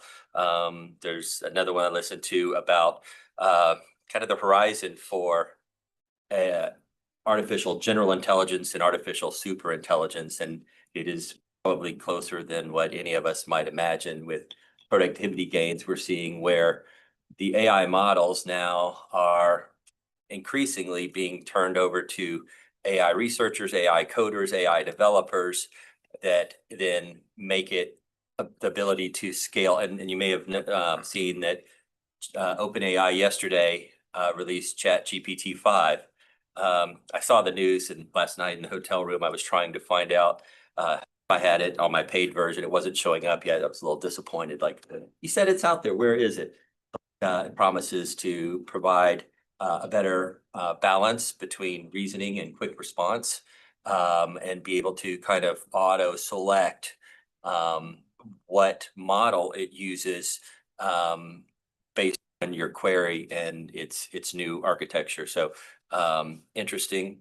Also, something I didn't realize, that effectively the entire internet that is available for scanning and digesting as data has been scanned and digested. So there was a problem. Well, innovation won't continue because we've run out of data, essentially. So regardless of whether we can create the energy plants that power the computers and have enough compute time, we don't have the data needed to keep these models increasing on the trajectory that we've seen. AI is solving that too by creating representative data sets.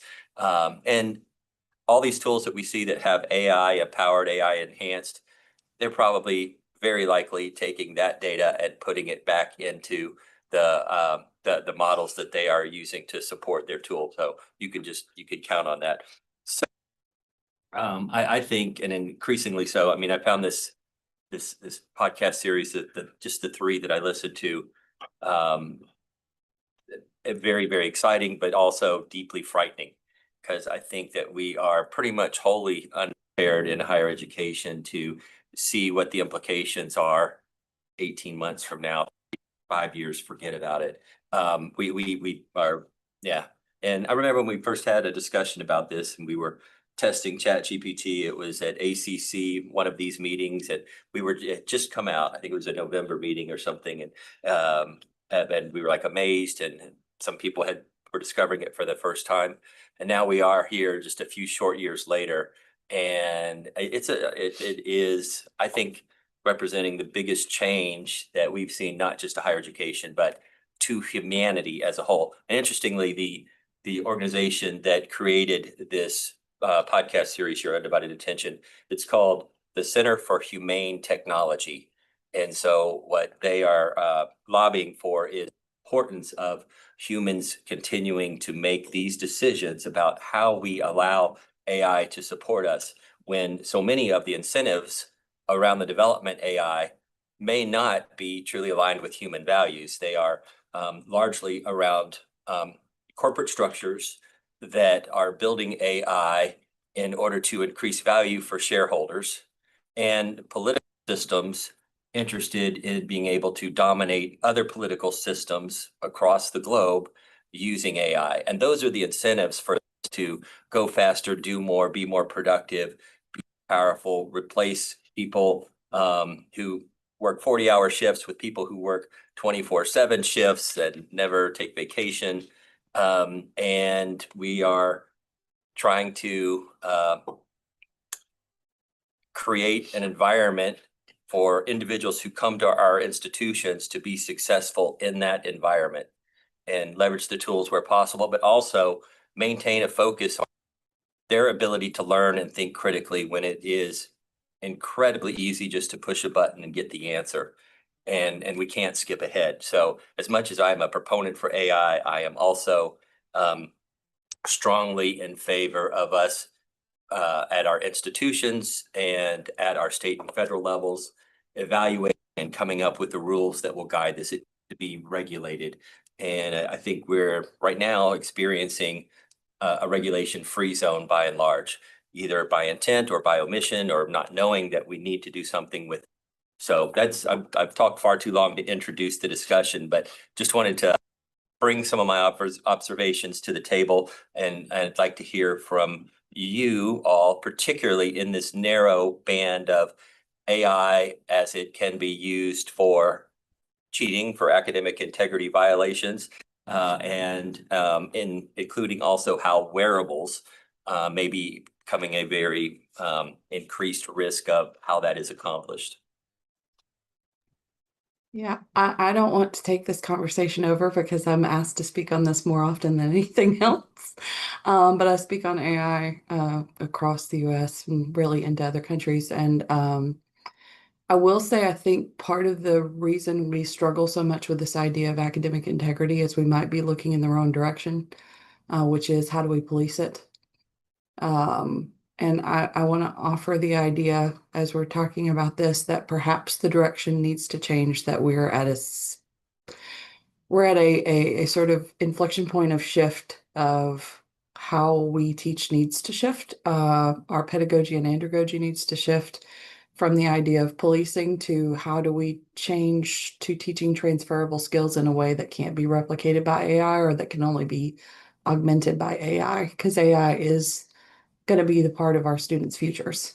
And I find myself in a lot of conversations only talking about how do we get a better detector? How do we get a better what have you? And the detectors are not going to ever catch up because it's always improving. So false positive rates, false negative rates, bias and detectors are a problem.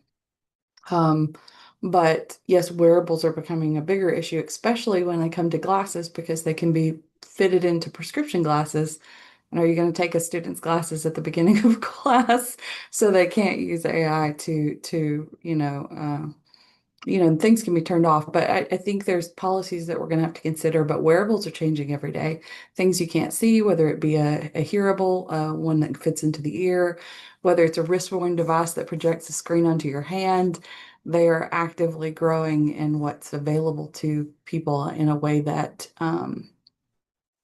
I don't know if we can keep up. And when it comes to the biometric data that's potentially taken in by, for example, AI-based glasses, is it our responsibility as universities to make sure that people's data is not going out because their fellow student or a professor or a staff member is wearing something that could be collecting data about them?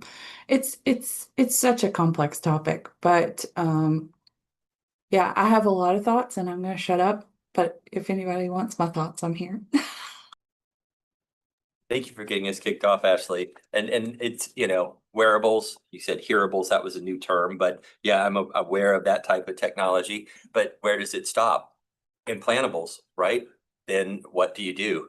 I have a chip surgically embedded that allows me to access AI and the internet at any time. I don't know how far we are from that, but probably not that far. I know Probably with not that Neuralink. far.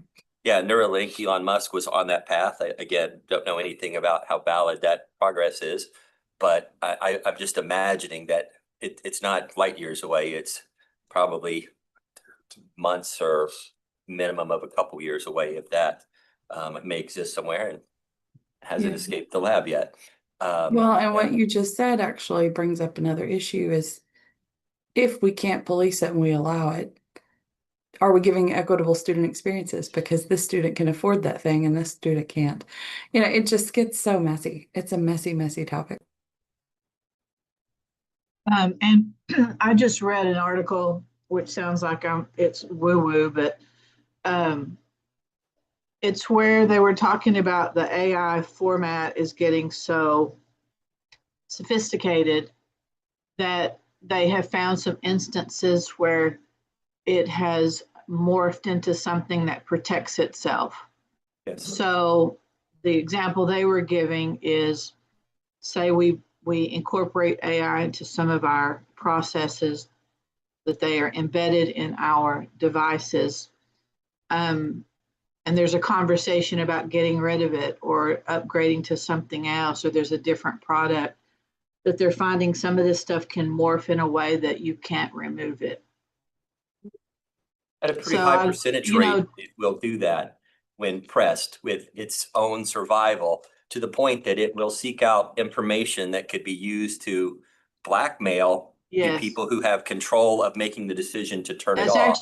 that was actually the example. We may have read the same thing where Yeah. it had access to all of the information of the industry and emails. And if the example was, if they find out you're having an affair with someone and you're the decision maker, that information can be used against you for its own ability to survive.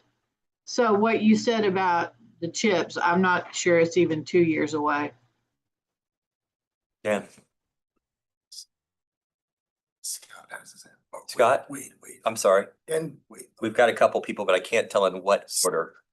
We've got 3 people that have their raised hands. You say Scott first. Well, we're just going to go with Scott first. Yeah, I'll try to be quick. Yeah, I just wanted to, I appreciate the conversation around the acceleration of this thing. Over the summer, we developed a local micro credential for students. It's really all about ethics and how to use it to study better, right? So we were hoping, hey, maybe this is a good tack to take, right? To the point.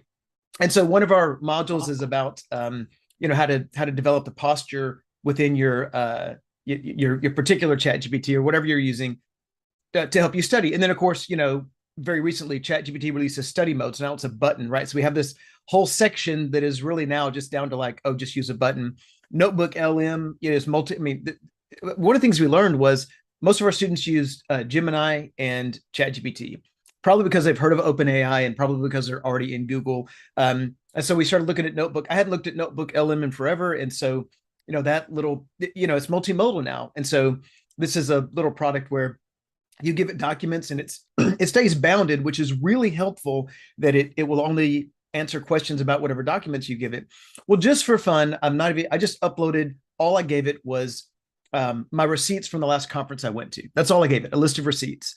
And I thought, well, this will confuse the AI, right? What's it going to do with a bunch of photos of receipts? And I hit the podcast button.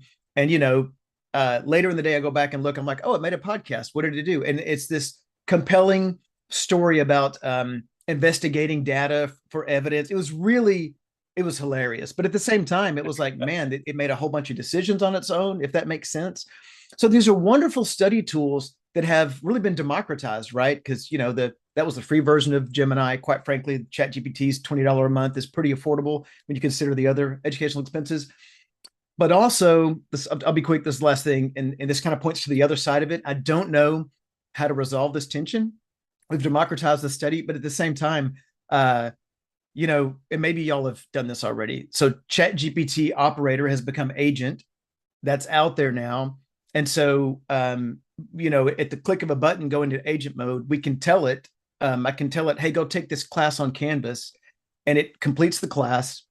It uses like maybe 2 of my agent activities, and I can't find the fingerprint because it's clicking through like a human would. And so we've democratized contract cheating. I shouldn't say we, AI has democratized that. So going into this fall, on one hand, I was telling my son, I was like, he's going into college this year. I'm like, man, it's never been easier to be an expert and be good at whatever skill, knowledge, or ability you're working on. And then there's the other side. And I feel like this is landing, to Ashley's point, this is on the shoulders of our students, I think, right? Like, hey, look, and I don't, this is being webcast. I don't know that I want to say this, but I was telling my son, you can cheat your way through college pretty easy now. We'll catch you when we can. But what are you going to do when you get done, right? Like, so asking our students to really think a few years ahead. And Patrick, to your point about, not just the ethical issues, right, but how quickly this is moving. So I appreciate the discussion, and I would love, I don't know if there's a way to, if there's a community of practice looking at, and actually I totally hear your point about, if we're just policing it all the time, what are we doing? But at the same time, I'm going to have a lot of faculty here this fall that are very interested in maybe, is there a phrase other than policing, in at least the refereeing of some of the usage? So thank you. Great comments. Yeah, and if you try to police it, you're going to fail. That's all there is to it. And you're going to have false positives and negatives, and it's not going to accomplish what you want, which is establishing a level playing field for your students. And Robin, you don't have your hand up, but I saw your reaction to some of what Scott was saying. And just like, oh my gosh, I had maybe no idea that you could have a bot take a course for you completely and not be detectable. Yeah. So, Janet.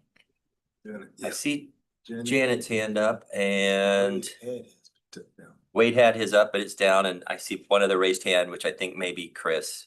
So we'll go with Janet and Wade, and then Chris, if that was you at Texas Tech. I think it's Ashley. And yeah, Ashley, then. Yeah, Ashley's got her hand up too. So this kind of jumps off of the idea of policing this. Yeah, obviously we can. It's going faster than we can think practically. Well, yeah, in some cases it is. But on the flip side of that, I want to also springboard something that Ashley said, and that is making how we work with this and students specifically in a way that's human, in a way that's human. And further, we go human specific, and sometimes even specific to the human. We get into that idea of assessment. And this shift in education from, choose multiple choice or do an essay or whatever it may be, I think there, at least what I found since the late 90s,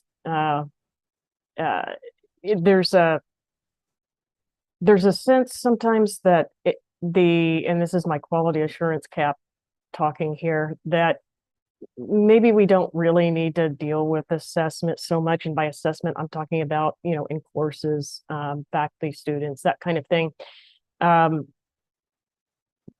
But I think that if we redo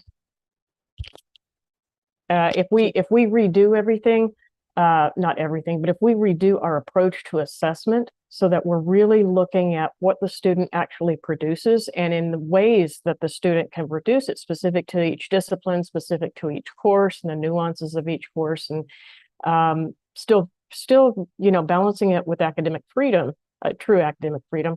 then I think that might be an aspect in a way that we can go, particularly with professional development.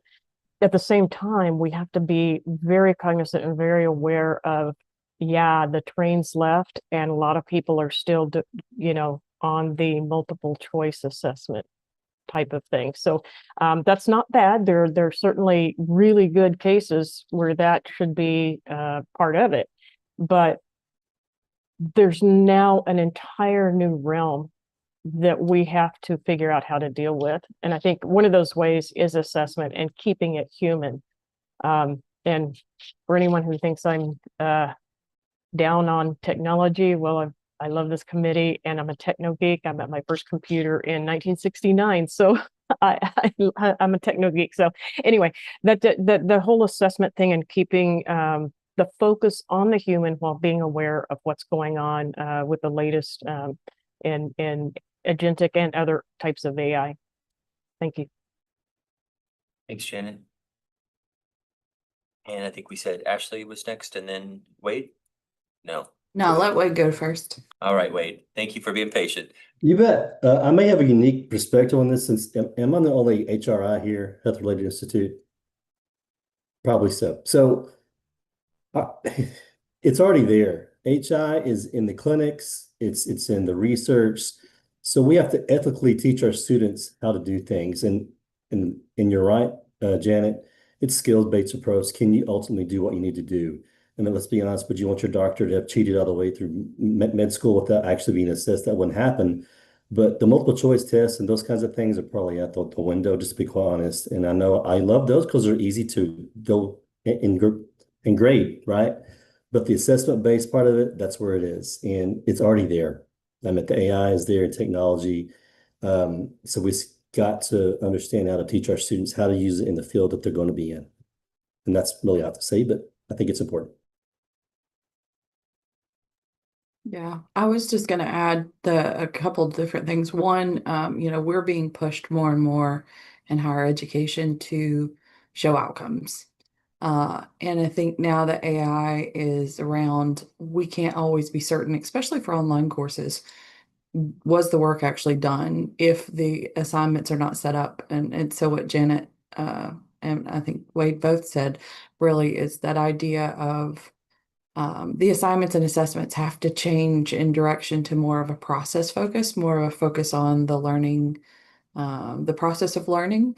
I'm even telling students, so one of the other problems we have in this area for y'all to think about is students are also tired of automatically being accused of cheating or considered that they're going to be cheating. They go into a classroom and their professors are like, no AI, and these are all the terrible things I'm going to do to you. And if you haven't looked at the news of lawsuits and things about false accusations of cheating, or at least supposed false accusations, they're pretty high. So I've started encouraging students to actually keep process documents of how they complete all of their assignments, because it's really easy to prove you did do something if you've got record, but it's hard to prove you didn't do something if you don't have record, and we don't always keep up with all those things. So I've started encouraging that, but I've even encouraged faculty to start using that as assignments. The assignment is to document the process of learning. Where did I go to get this information? What did I read about? How did I integrate that into my final product? But the other thing that comes up a lot in discussions I'm having on this topic is well, the national examinations are still multiple choice. So if we're not teaching them how to do that, that's a problem. And I do think that's something we're going to have to start advocating for from our professions, is that some of those things need to change as well. Because if the learning style is having to shift, and maybe it still lends itself to be able to answer those questions, but in a new way, then the exams need to reflect that. And then lastly, and I'll shut up, the other thing you're probably also seeing around this topic is cognitive offloading and cognitive decline. Are we having our students maybe use AI inappropriately, or allowing them to use it inappropriately? And people are misquoting some studies, especially the study that came out of MIT and the Geerlich study. Essentially, all of them say it matters when you introduce AI, if foundational skills are already present, and whether the people are engaging with it critically. But that's something we have to make sure that the students are actually learning, right? If you just copy paste and you didn't have the foundational skills, your learning and your cognitive abilities decrease, right? And there's research to support that that's coming out. But making sure they know that it's got to be a big part of what we're doing. Thank you, Ashley. And again, exactly what you're saying, that the episode of Your Undivided Attention, and sorry to keep plugging that, but I think you'll be grateful if you invest time. Episode 108, it discusses deeply about cognitive offloading and basic reading skills and how we are advantaged as people who we struggle to learn what we did and to accomplish, and that students born in the last 6 years that are entering an education system where they are native AI learners may not be able to develop appropriately because they are engaging in cognitive offloading, because that's how it works for them now. Especially as you try to scale education and use technology to do it. I think it's interesting, and this is dealing with a previous phenomenon related to social media and distraction and loneliness and mental health, how the state law regarding banning cell phones and laptops and so on in classrooms. And I was like, wow, that seems like a safety issue. And how are students going to function without their device, which they are addicted to? But how good it is for them to have to focus their attention on the learning and to struggle, because learning is struggle. If it's easy, it doesn't stick, and so just wanted to amplify what you were saying, Ashley, and recommend that podcast again. And now Wade, and then Luke, and then Janet. Or did we get you already, Wade? Yeah, we got Wade. Okay, Janet, sorry. and Luke. Janet, and then Luke. Thank you. Just real quick, I wanted to springboard real quickly off of something Ashley said. She talked about having a focus of the process, focus on the process of learning. And this is a need to remember that there is something called pedagogy, andragogy, and ed theory that a lot of folks who are instructing or teaching or both in higher ed, they've not had any formal background in it. And a lot of folks don't have any informal. They just know, oh, that's something out there that exists. So that's a consideration also. And last point, NISOD also has, they have these community of practice and inquiry types of groups, and there's one for AI, and so that may be something that some folks want to check out. Thanks, Luke. So just 3 points. One, I saw some report just about our native AI users, we call them that, right? Gen Alpha, will trust it to a point. So one of the things I think will help us in these discussions is understanding multi-generational trends. I'll say that. I saw a really great keynote on multi-generational trends.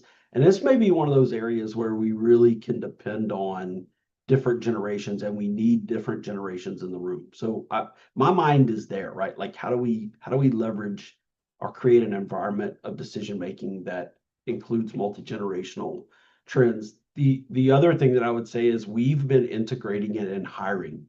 So we have there's a part in our hiring process. If we ever have an opening, maybe you'll compete, where we ask people to submit a scenario. And it's a scenario of something we're struggling with, right? And so we started integrating, use AI and tell us how you used it. And I wasn't surprised, but I was like pleased that in this last round, we had like 4 or 5 in our semifinal round that used it. And they were able to tell us like, hey, here's how I used it. And I had some hope there. And that gets me to my last point, which is sometimes we focus on the very technical, and there's a real human element to this. And so one of the things that we're exploring, and I can share this with any of you afterwards, is there was a Edtopia article that I saw from a colleague that I follow around the stoplight model, just giving people some parameters about how you may start to use AI in your assignments with students, that doing the basic things of giving people parameters, right, a safe place, is something maybe we should be doing. I think sometimes we get so technical. I'm not talking about people on the screen. I'm talking about we digital learning professionals, that we forget, like, there's just some of the basic things we need to do, and putting people in a position to be successful. So those are just kind of some reflections. And I really appreciate, Patrick, the opportunity to have a discussion like this. And to an earlier point, to end on, Ashley said this, you got the name of the group right. I didn't have it, but DIR, some engagement with DIR, I think would be really meaningful for us and for the people that we represent. Thank you. Thanks, Luke. And I think engagement is key here. In order for this to work out well for humanity, for higher education, I think it's essential we have educators at the table when there's conversations about policies at our institutions, when there's conversations about regulation in our states, federally.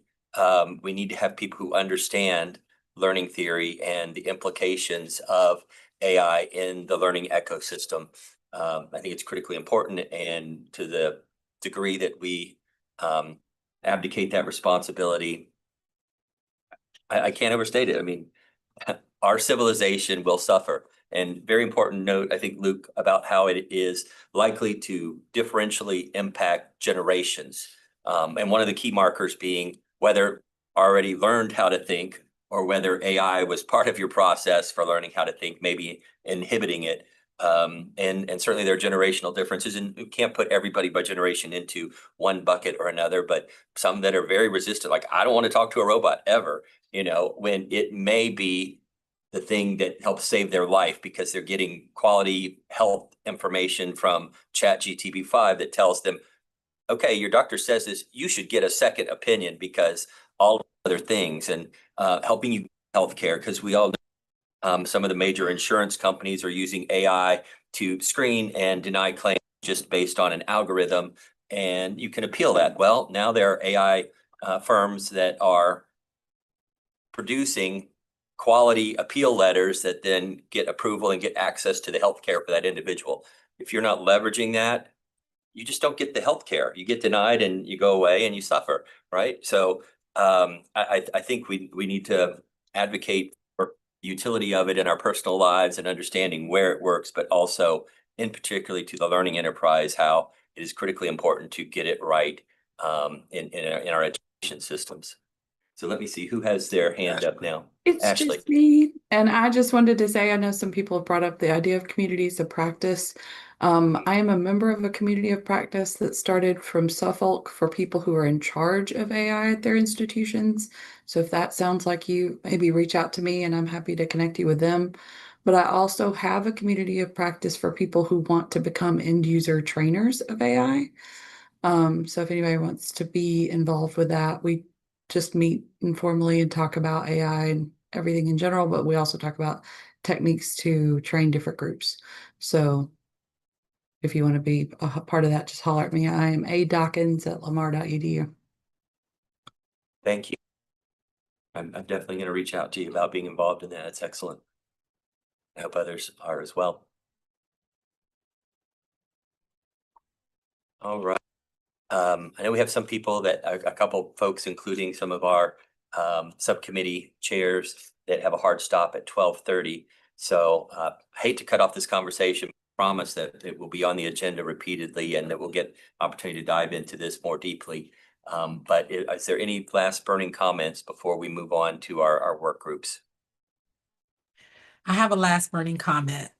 I am Great. so excited this topic is on the agenda. I had nothing to say. I was just absorbing and I'm glad you're saying, Patrick, that it's going to be an ongoing agenda item, because I think some of us are at the door, some of us have crossed the door, some of us are across the room, and I think we can share what we've learned, even these feelings of this uncomfortable, scary parts, but then the people who are super positive and think it's wonderful. Janet, 1960 what? Were you doing computers? Oh my gosh. But I was That busy was being born. 1969. Yeah, that was in Chevron. I think it was an ENIAC 3. oh wow. But this conversation, I think it's extremely helpful. This is definitely a one that I'll go back and rewatch on the YouTube channel. Thank you. What a great closing comment. Appreciate everyone. All right. So again, when we get to our agenda, definitely we'll put our AI discussion on that again. So we are ready to, well, we're not quite ready to move into our work groups. We need to make sure that everybody knows which group they're in and see if anybody wanted to change. I know Luke you said you were looking for maybe some additional members to help with the IPDE reviews coming up. We'll have another opportunity to invite people to participate in that after 9/1 when we have new members, but they won't have the benefit of today's conversation or any of the history. There'll be some getting up to speed there. So I wanted to check and see if anybody on the call today had an interest in changing to the operations subcommittee, understanding that there's some work that is scheduled with deliverables in September and subsequently in October for reviewing, submitting a review, and then looking at others' reviews and making a decision when you meet in October. And we love our existing members, so this is we want to keep them as well. So this is a recruitment and retention call. Yeah, I wasn't trying to lure anybody away to another subcommittee, but yeah, absolutely. If this is something you'd be interested in doing, maybe especially if your institution is going to be submitting one in the next year or two, it might be a good professional development opportunity for you as well. So if there is anybody, I'll listen now. If not, we'll go ahead and see if everybody knows which group they are going into. And then we'll take a minute to shuffle around here to get into those breakout rooms with you. So any takers? All right.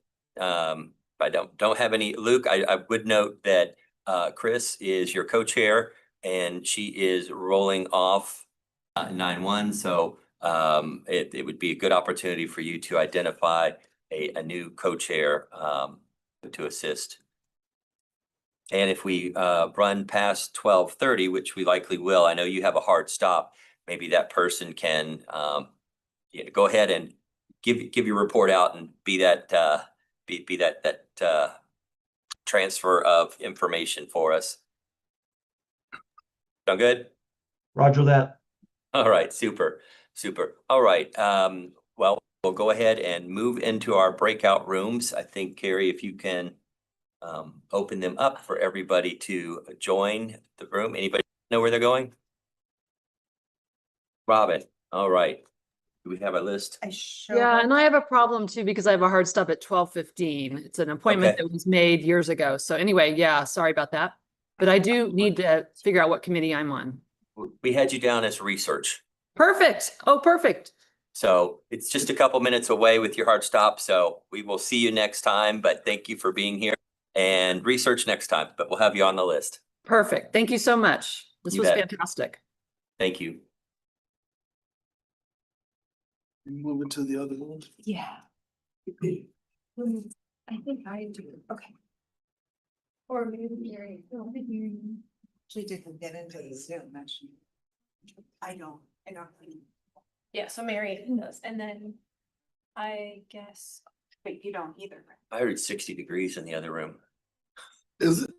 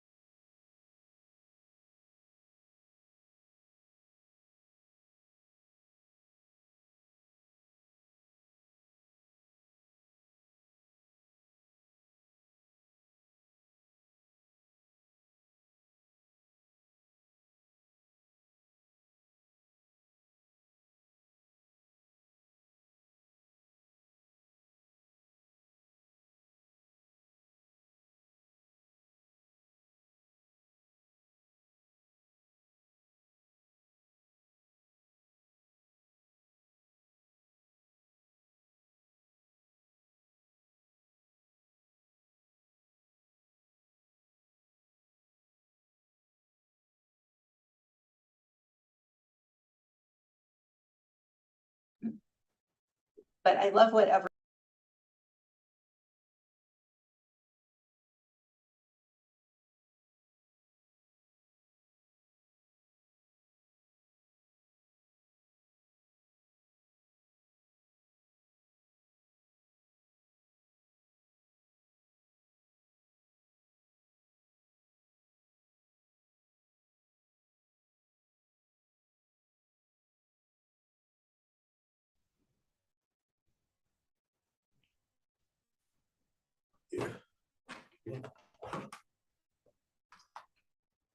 Here.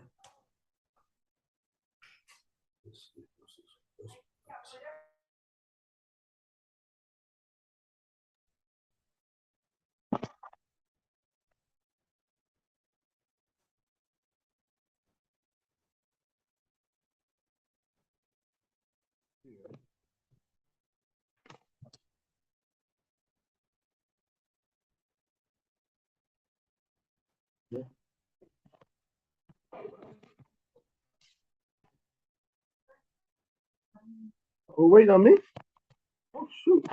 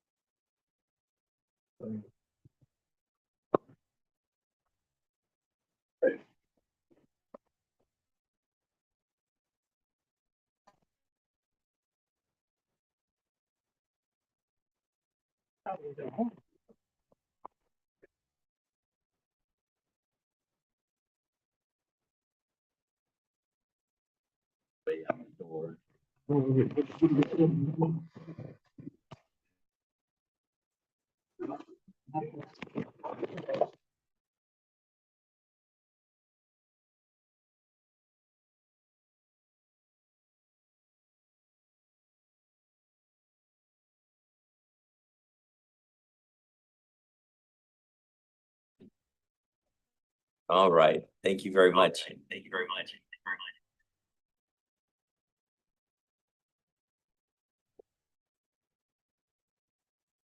That's not me, though. Not me, dude. Testing 1, 2, 3. 1, 2, 3. 1, 2, 3. Just your It's microphone, I mean, your speakers on. There we go. All right. Our bingo card is full of all the technical problems that you could have. So way better. Oh, bingo. I think it was a blackout, actually. I got the whole card. So sorry, we had had miscommunicated what time we were reconvening. So apologize for that. But we're all reassembled here in our main room, and looks like well, I can't tell as we don't see those that don't have their camera turned on. So just a reminder, if you don't have your camera turned on, please go ahead and do that, and we will see you again. Can you certify that we have quorum? Routine, as we have quorum. All right, fantastic, great. Be able to finish the meeting. I feel good about this. So thank you, everybody, for adjourning to the subcommittee meetings and making it back. For those of you who did, I know we had some people who had to drop off. Let's go ahead and jump into our report outs, and we'll start just in the order they are on the agenda here with quality assurance and Janet Camps. I am super excited to say that since Robert Green has gone off of the committee now, we have a new co-chair, and that new co-chair is Wade. So thank you, Wade. So that's our new co-chair, Wade Redmond. So we did talk a bit more and kind of got everyone up to speed as with some newness and so forth about the exemplars that we've been working on for the items, the various items of the IPDE, and how, you know, when we first started out, it was a little bit of a kind of feeling our way through it and what were the criteria and everything. And so I know that when we met with Luke earlier, and that was very useful to us, because he told us what was what they were seeing in the IPDE submissions. So we would really like to liaise or work with Luke's group on the quality assurance aspect of the exemplars regarding what they're seeing. It was very helpful. We did talk, of course, we had to talk about AI and quality assurance aspect, using AI to grade, some legal action happening around that. Faculty only being able to use specific products to check for use of AI on the part of students. Do faculty need to attribute AI when they use AI to create assignments or entire courses? That can be kind of obvious when AI has created a course. And our online courses, in fact, scholarly works, because some institutions do think that they are, some don't. So that may affect that easily could affect whether copyright's involved or not. And these things all go to the question of what is a student paying for, and are they getting the quality education that they're paying for or that they thought they were paying for? And lastly, we know that the digital learning division has had a lot of changes recently, a lot of newness of things. But we have asked if there's any solution for document repository that is accessible by our group members, because we've had some difficulty. Some people have had difficulty accessing digital tools in the past. So those are the main four. Anyone from the work add in something that I missed? Okay. Janet, Thank you. Janet, can I just ask a clarifying question? When you're talking about document repository, you're talking about a space for your work group to house shared documents that you're working on as part of quality assurance. Okay. Yes. Okay. Yes. Thank Great. you. Yes. Thank you, Janet. Were there any action items in particular in there? No action items for the committee. Okay. Very good. Any comments or questions for Janet in the subcommittee? Right. We'll move along to the report out by Dr. Tim for the research subcommittee.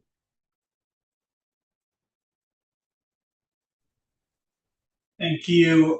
Aaron, do you want me to do this? Okay.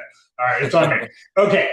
So we had, thanks to Carrie and Liz from the coordinating board team, they gave us a brief summary of several recent surveys, including the baby survey, the OER landscape survey, and a focus group they did with faculty, librarians, and administrators on the intersection of AI and open education, which sounds very interesting. A couple of the highlights: there was pretty significant participation. They had 371 faculty respondents from the state of Texas across 86 institutions. It seems to be, based on that survey, there are some kind of caveats we'll wait for the full survey to be out to kind of understand the details and more thoroughly, but it does seem as though the Texas faculty exceed the national metrics on awareness of OER, and we have strong participation of 48%. Of the Texas faculty survey are using OER in their courses, so that's very promising news. There were also some great recommendations that came out of the OER landscape survey, including one regarding the importance of using OER course marking to really ensure the success of OER programs and institutions. And the focus group that was mentioned as well, the intersection of AI and open education, had some really interesting conversations around academic integrity, copyright, and other primary concerns with the use of AI, as well as some of the positives. So I look forward to seeing that information. I believe the team committed to sending the survey results out to this larger group sometime in the early fall. So hopefully have that to look at. And then one of the other conversations that came up, which I think is a pretty valid one, is given the rapid change, the rapid pace of AI development and the various applications that come out, by the time we create a survey, think through all the process, deliver it, collect the data, and then attempt to generate some meaningful outcomes from that data, a year or more has passed. And in that time, everything has changed again.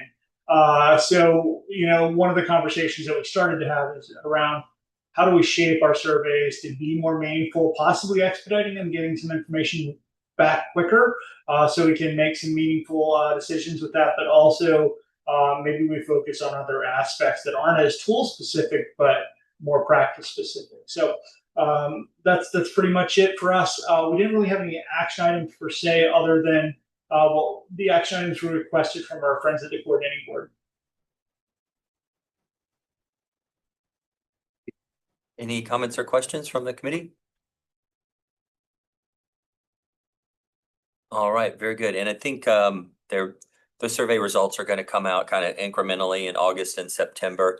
And our encouragement was that don't hold them till everything is ready. Go ahead and incrementally share those results with us, so we can digest those. But certainly don't wait until we convene as a committee again to share them, because we could probably make use of them in the meantime, and likelihood of them having some meaningful results will be stronger sooner rather than later. All right, our next subcommittee to report out is operations, and Luke isn't here. And Chris, you are the Chris is the co-chair, but we asked somebody else to step in as well to be a co-chair. And is that Charlene? I think I heard. No, I'm not a co-chair. I'm just stepping in to represent our committee. All right, you're standing in the gap. All right. So speaking of co-chair, no one floated up to the top to step into that position. So what we're going to, knowing that Christiana's stepping off the LTAC, so what we're going to do is wait for the new folks to join and see if there's someone in that area. Luke is struggling with his recruiting, so he wants me to help encourage him. But anyway, so the other things that we spoke about were even, and it came up because of Christina stepping off. She's brought such a unique vision or point of view to the review process. So in our first review process, everyone who reviewed were on LTAC. Now we're transitioning to where we have a few people who are not on LTAC, external reviewers, and Christina will be, but we'll have what our action item is to create a formal request asking or shifting to non-LTAC members being reviewers, understanding that ultimately we would have non-LTAC folks as reviewers for this process. And then the other thing kind of led into what I heard Janet say. We would propose at the next LTAC meeting that the quality assurance and operations meet together to kind of document this dance that we're doing between the reviews and when it's time for quality assurance. So we want to kind of come back together and talk about it and talk through it. And we believe we could do it in a meeting, even if we only take up part of the meeting. But that's what we would like to do at the next LTAC meeting. And we have completed 4 reviews, and we're about to, I'm trying to look at Luke's deadline. We have 5 more new ones coming up. So what's been happening is we're doing the reviews, or people on the committee are doing the reviews, and at the same time, we're tweaking the process and documenting it so that we can repeat it. So we want to, with the software changes that have been made by the coordinating board and with some suggestions that we've made, we want to start fresh, do another set of reviews and kind of see how it lands, meeting with quality assurance to make sure we're not stepping on their toes and vice versa. And then we can shift from that.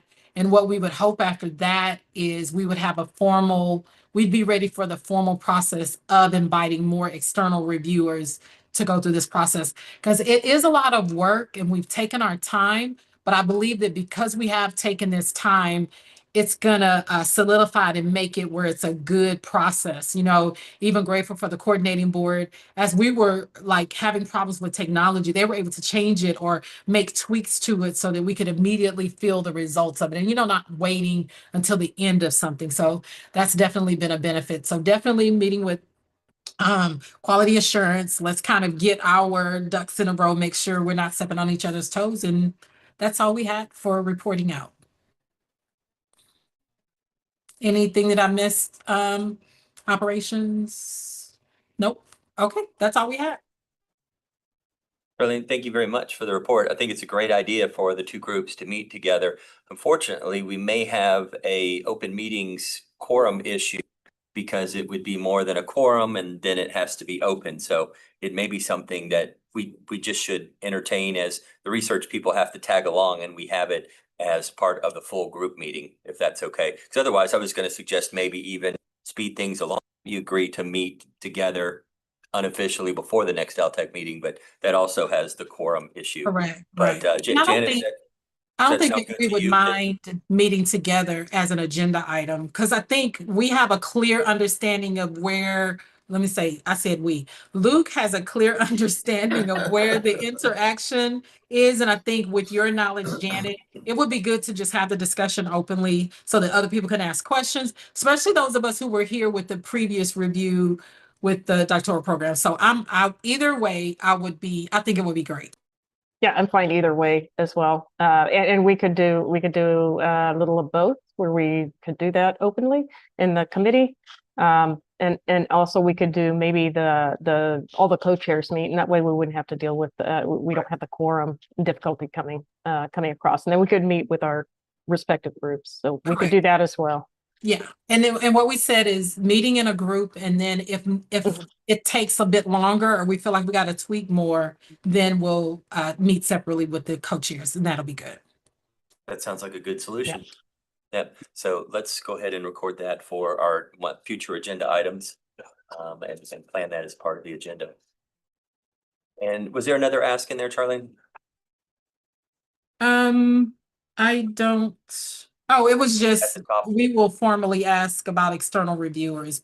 I think that's, we want to, and Luke, the reason we want to do it that way is because Luke and I think differently. And so he wants to merge kind of our thoughts together. So I probably gave it from my perspective. He would have said something a little different. So we want to just write something up formally and then submit it. So that's our action item. So that's not, that's an action item for us. So it's not a request today, but it's something that you will be requesting. In the meantime, it'd be helpful if you had guidance on who needs to decide that. Is that something that votes on at full, or is it something that is already outlined as a possibility in the way that the rules were written about constituting who reviews IPDs? And it seems like we had already put that flexibility in there. I think we did. I think we did, but we just want to, we want to formally talk to the coordinating board, sending them something in writing so that the committee's language is together. And then at this point, it's just, our thoughts are just the coordinating board would let us know, is it, is this the right way to go? That kind of a thing. But our action item is to prepare that document. Very good, very good. And you've got that, somebody can research and maybe give them some guidance, like, yeah, all you need to do is formally make the request, can be considered and granted, versus it having to be sanctioned by the full committee, which again, I think we had foresaw the scale of this and wanted to be able to bring in outside. And it makes even more sense now that some of those who are on the inside are outside now and they're still interested in participating, being helpful. So absolutely. So yeah, thank you for taking that initiative forward. And coordinating board staff will get back to you with guidance. All right, and we do not have our student representative here, so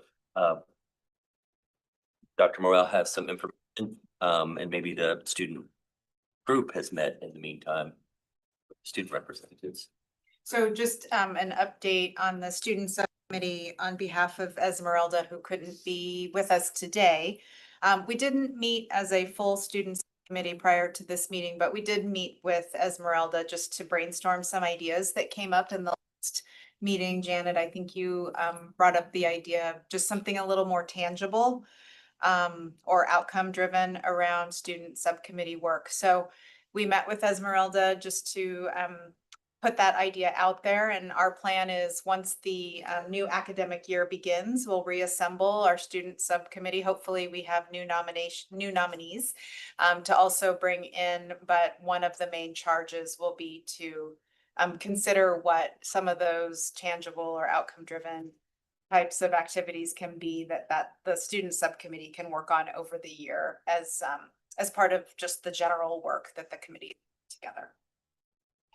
Would there be any interest in suggestions from the group? We would love suggestions from the group, and what would be beneficial to you specifically is you're bringing work that the student subcommittee is doing back to your institutions and administration. So certainly, whatever's going to be the most beneficial and useful is what we're interested in.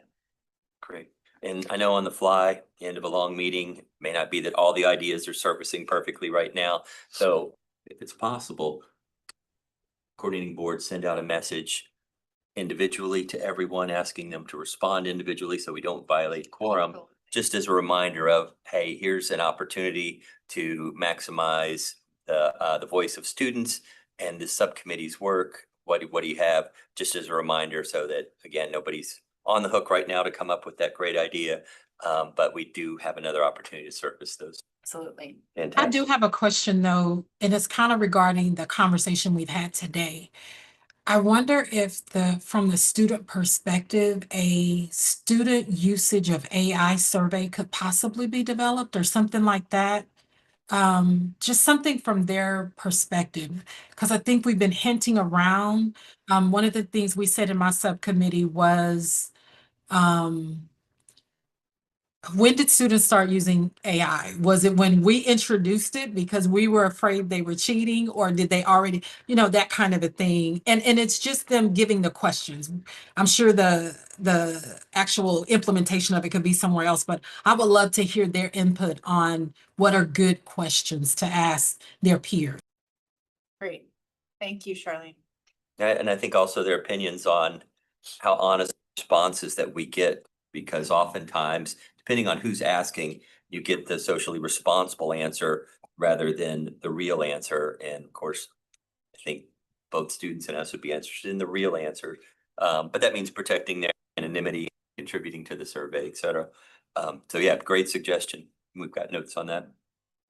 And I would like to just kind of springboard off that. Charlene, you took the words out of my mouth, but then I was like, oh, I'll wait for the email to come out. But since you said it, I would love to see something like that as well. And also from a student perspective, what are they, what are students, what is a student perspective? What are some aspects of a student's perspective on AI being used by faculty, by their institution? And is that what they're paying for? Education by AI, or, those kinds of things. Now, in terms of a format, who knows what that would look like, but yeah, I agree. Thanks, Charlene. Thank you, Janet. See, I underestimated everyone to come up with great ideas here at the end of what feels like a 100-year meeting, but kudos. But we'll still send that reminder out to everyone to contribute great ideas. So thank you. Right. Any other ideas or comments on the report? Okay. So second to last agenda item is discussion of future agenda items, of which we already have several. We'll read those and our meeting calendar. So talk about the meeting calendar first. We moved to scheduling all 4 quarterly meetings out at the beginning of the year, membership year, after September 1st, when we have our new members on board. And we found that highly advantageous for maximizing participation. People can look at their calendars, kind of know what conferences typically are coming up in those areas. We avoid them. We are no longer tied to being proximal to board meetings necessarily, because we're not having the responsibility for timely review of doctoral programs. We have a calendar that works for review of IPDEs. So there will be a request that comes out from the coordinating board sometime after 9/1, hopefully not too long after, to propose some dates and get those on everybody's calendar, make sure everybody can participate.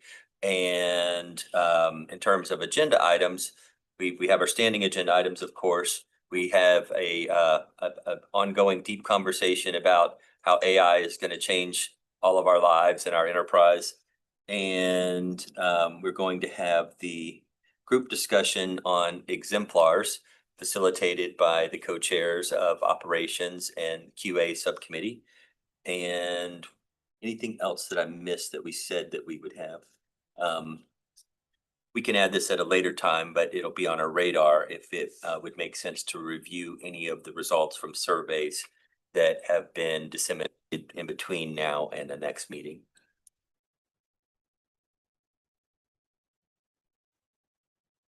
and this isn't the end, you know, I mean, we get an opportunity when we set the agendas for an upcoming meeting. So if you have something that you're like, man, I wish I would have thought of this, we need to talk about it, or it comes up between now and when we have our next meeting. It's usually about, what, 3 weeks out, we start that cycle, 3 to 4 weeks out. We get together and talk about the vice chair and myself, talk with planning board staff about the agenda, what needs to be on it, because it then has to be circulated internally and posted for 2 weeks for public notice. And then it's circulated to everyone shortly before the meeting at a minimum. Yeah, if you have any ideas that you have 3 to 4 weeks in advance, we can usually accommodate those on the agenda. Is that fair? All right. Any other proposals for future agenda items?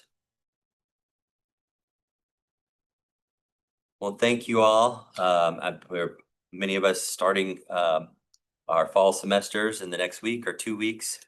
And you know, who knows what the fall holds for us, right? But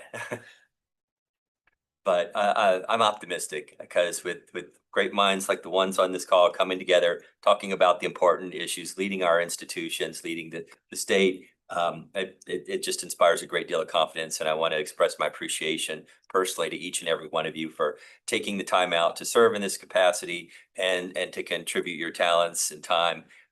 Just deep respect for all of you and greatly appreciate you. As well as the staff here at the CB, who some have frozen to death, some were cooking in another room when we went into breakout groups. It's a wild ride here. Invite y'all to come anytime. Patrick, I have a quick question. Of course. Okay, it may have been stated at the beginning of the meeting. As I was opening up the documents, the LTAC annual report, there's a statement on there, committee abolishment date. What is that? Have I missed it? I've never seen that before. It's standard. It's okay, that's what I was thinking. There's a sunset date, and then it has been renewed Okay. each time. So yeah, nothing to worry about. We're not. Okay, We're not, just wondered if we're not I on the missed block something. here. Yeah, and wanted to also extend the invitation, though it may not be very appealing at the conclusion of this meeting, for any of you that would like to come to Austin to be at the meetings in the next cycle. You're very welcome to come. Chris, you had visited before. Charlene, you're a regular. Nikki regularly comes. I know it's a longer journey and not as feasible for many of you, but certainly any are welcome to come and be here in person as well. And you know, enjoy the struggle together. I don't know. I think probably next time everything is going to be sweet. Yeah. Again, we've gone through in this new building and it's been pretty close to flawless. So today maybe an exception. But in any case, we are at our final agenda item, and that is adjournment. So I would entertain a motion to adjourn. I motion to adjourn. All right. Need a second? All in favor? Say aye. Second. We got a second. Chris, I see lots of hands. I'm counting them. I think it's unanimous. Yep. Well, thank you all very much, and y'all have a great weekend and a great rest of your afternoon. Thank you. You too. Thanks.